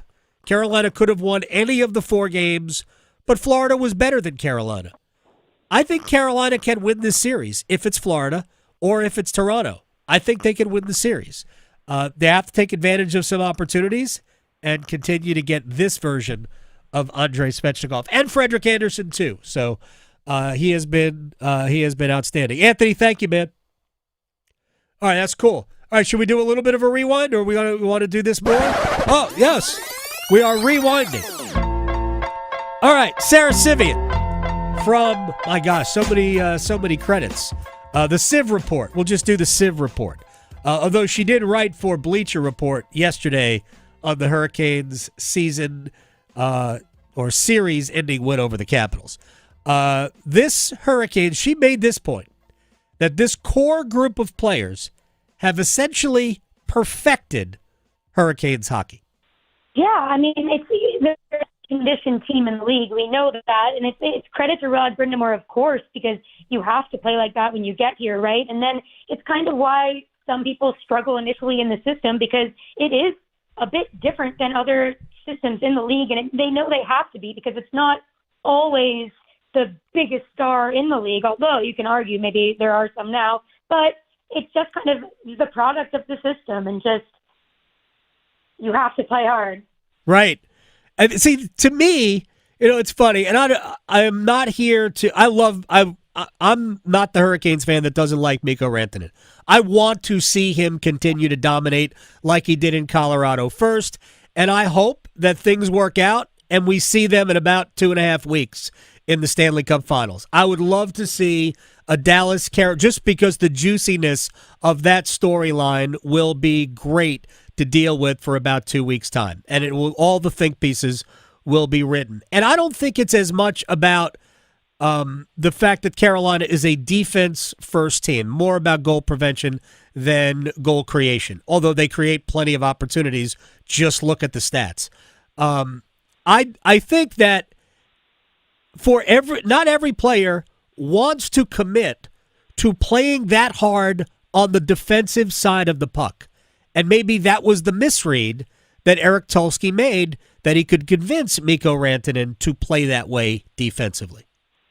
Yeah, there's a bunch of things it's why a lot of the free agents had success there, right? Because they're acting to do that. And I love the quote from Taylor Hall. I know he wasn't a free agent, but he signed an extension. Yeah. And he said, it's because of this, right? It's because you have to be on board with what Rod does, and he has bought in. It's like people will buy in, people won't. It's not for everyone, and sometimes it's not for the high-end stars, because that can stifle their game a little bit, right? And it's just what works for Carolina. Kind of see Rantanen's side in that. And also, I felt like that was just a product of a guy who wanted more agency, right? He had not been in free agency, and now you go in and it's like the salary cap is rising more than it ever has. Right. It has since at least the last lockout. He wants to have a say in that somewhat. So I can imagine being in his shoes, being one of the best players in the league, and saying, you know what, I'm not okay with how this is going down, no matter where he was.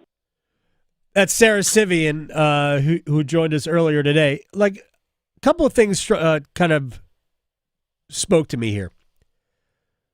Why did Nino Niederreiter like it here? Why did he thrive here? Why did he want to stay here? Why did Teuvo Teravainen like it here? And Teuvo's no workout demon, by the way. Why did Vincent Trocheck like it here, want to stay here? Because he did. In spite of what Greg Wyshynski said yesterday, why did Jake Gensel like it here? Why did he want to stay here? We've already litigated this. Had the Hurricanes offered Gensel the contract they offered him at the end, which was 8 years, $8 million per. Had they offered him that 2 weeks prior, Jake Gensel would have signed that contract. Flat out. And we wouldn't have this conversation. I don't know if Gensel would have put up the numbers that Gensel put up this year in Tampa, because Carolina, this is going to sound crazy, Nikita Kucherov does not play for the Carolina Hurricanes. He plays for the Tampa Bay Lightning. By the way, Kucherov is in that category of Rantanen, McKinnon, McDavid. Kucherov is one of those. Again, there's like a half dozen of those on the earth. So these guys liked it. I suspect that it wasn't so much about the hockey as it was that Mikko just didn't want to live here. And that's okay. That's all right. We love it. Graham, you grew up here. Yep. You love it? Yeah. Okay. This is home to me. Well, it's not for everybody. I don't know that I could live in New York City again. Having lived in the New York area, I was born in Queens, and I spent a ton of time in New York City. I don't know if I could live. I used to want to live in the city. I don't know if I could do that anymore, but it ain't for everybody. See, personally, I don't know if I could live in a city as big as New Holy York. cow. I mean, I lived in, D.C. Like, could I? Maybe. But I'd kind of rather not. So, look, and to be honest about Rantanen, you only get to be a free agent and determine really where you want to live for the rest of your life for those players who are going to sign the longest possible contract. And remember that Rantanen has been in the league for 10 years already. First time he had the ability to be an unrestricted free agent. And I think part of it was that he was not about to allow any team to dictate where he would spend the rest of his career. So there is a little bit about you only get one crack at this. And I am not jealous of Dallas because they get Mikko Rantanen and we don't. I also don't think that he really wanted to play as hard as you have to play away from the puck to succeed. That is a big part of it. There's a reason why Carolina doesn't have somebody playing 24 minutes a game. You look at the ice time that Rantanen is, and by the way, Dallas tonight, I think they play tonight, right? Dallas played last night. Florida, Toronto is tonight. Florida, Tomorrow Toronto. night, Dallas is likely to go, they might have done it yesterday, play 12 forwards and 6 defensemen. They had been going 11 and 7 for a while, and Rantanen was double shifting. So if he doesn't play 23, 24 minutes a game, might not be happy. But that wasn't going to happen here. Just wasn't going to happen here. None of Carolina's forwards play that much. None of them. The most ice time is really Aho and Jarvis, who occasionally will touch 21 minutes. And a lot of that is because they're the 2 of the top 4 penalty killers. Rantanen ain't killing penalties, and he's still getting 24 minutes a game. All right, we have a minute left. All right, who was the first star of the series, Graham, against the Capitals? It's going to be hard to argue against Andrei Svechnikov. That is correct because of the 2 moments. The moment in Game 3, the goal coming off the faceoff, and the goal that pushed them over the line last night with 1:59 left. But a close second, Frederick Andersen, who has been spectacular, steady. You know, Washington never had more than 21 shots on goal in any of the 5 games. That's nuts. They only had 1 period with more than 8 shots on goal, I think, in the entire game. Entire series. It might have came last night, honestly. Well, no, they were held to 19 shots on goal last night. The third star of the series was Sean Walker. Walker was great. Absolutely great. I hope everybody has a great weekend. We get a weekend off. I don't know. I'll mow. I will mow, and I'll see everybody Monday. Graham, thank you very much. Shouts to Victoria at a rock festival. Cheez-Its for Victoria. From the heels, Touchdown, Carolina! to the canes, She scores! he covers it all. The Adam Gold Show on the North Carolina Sports Network. So you're looking for a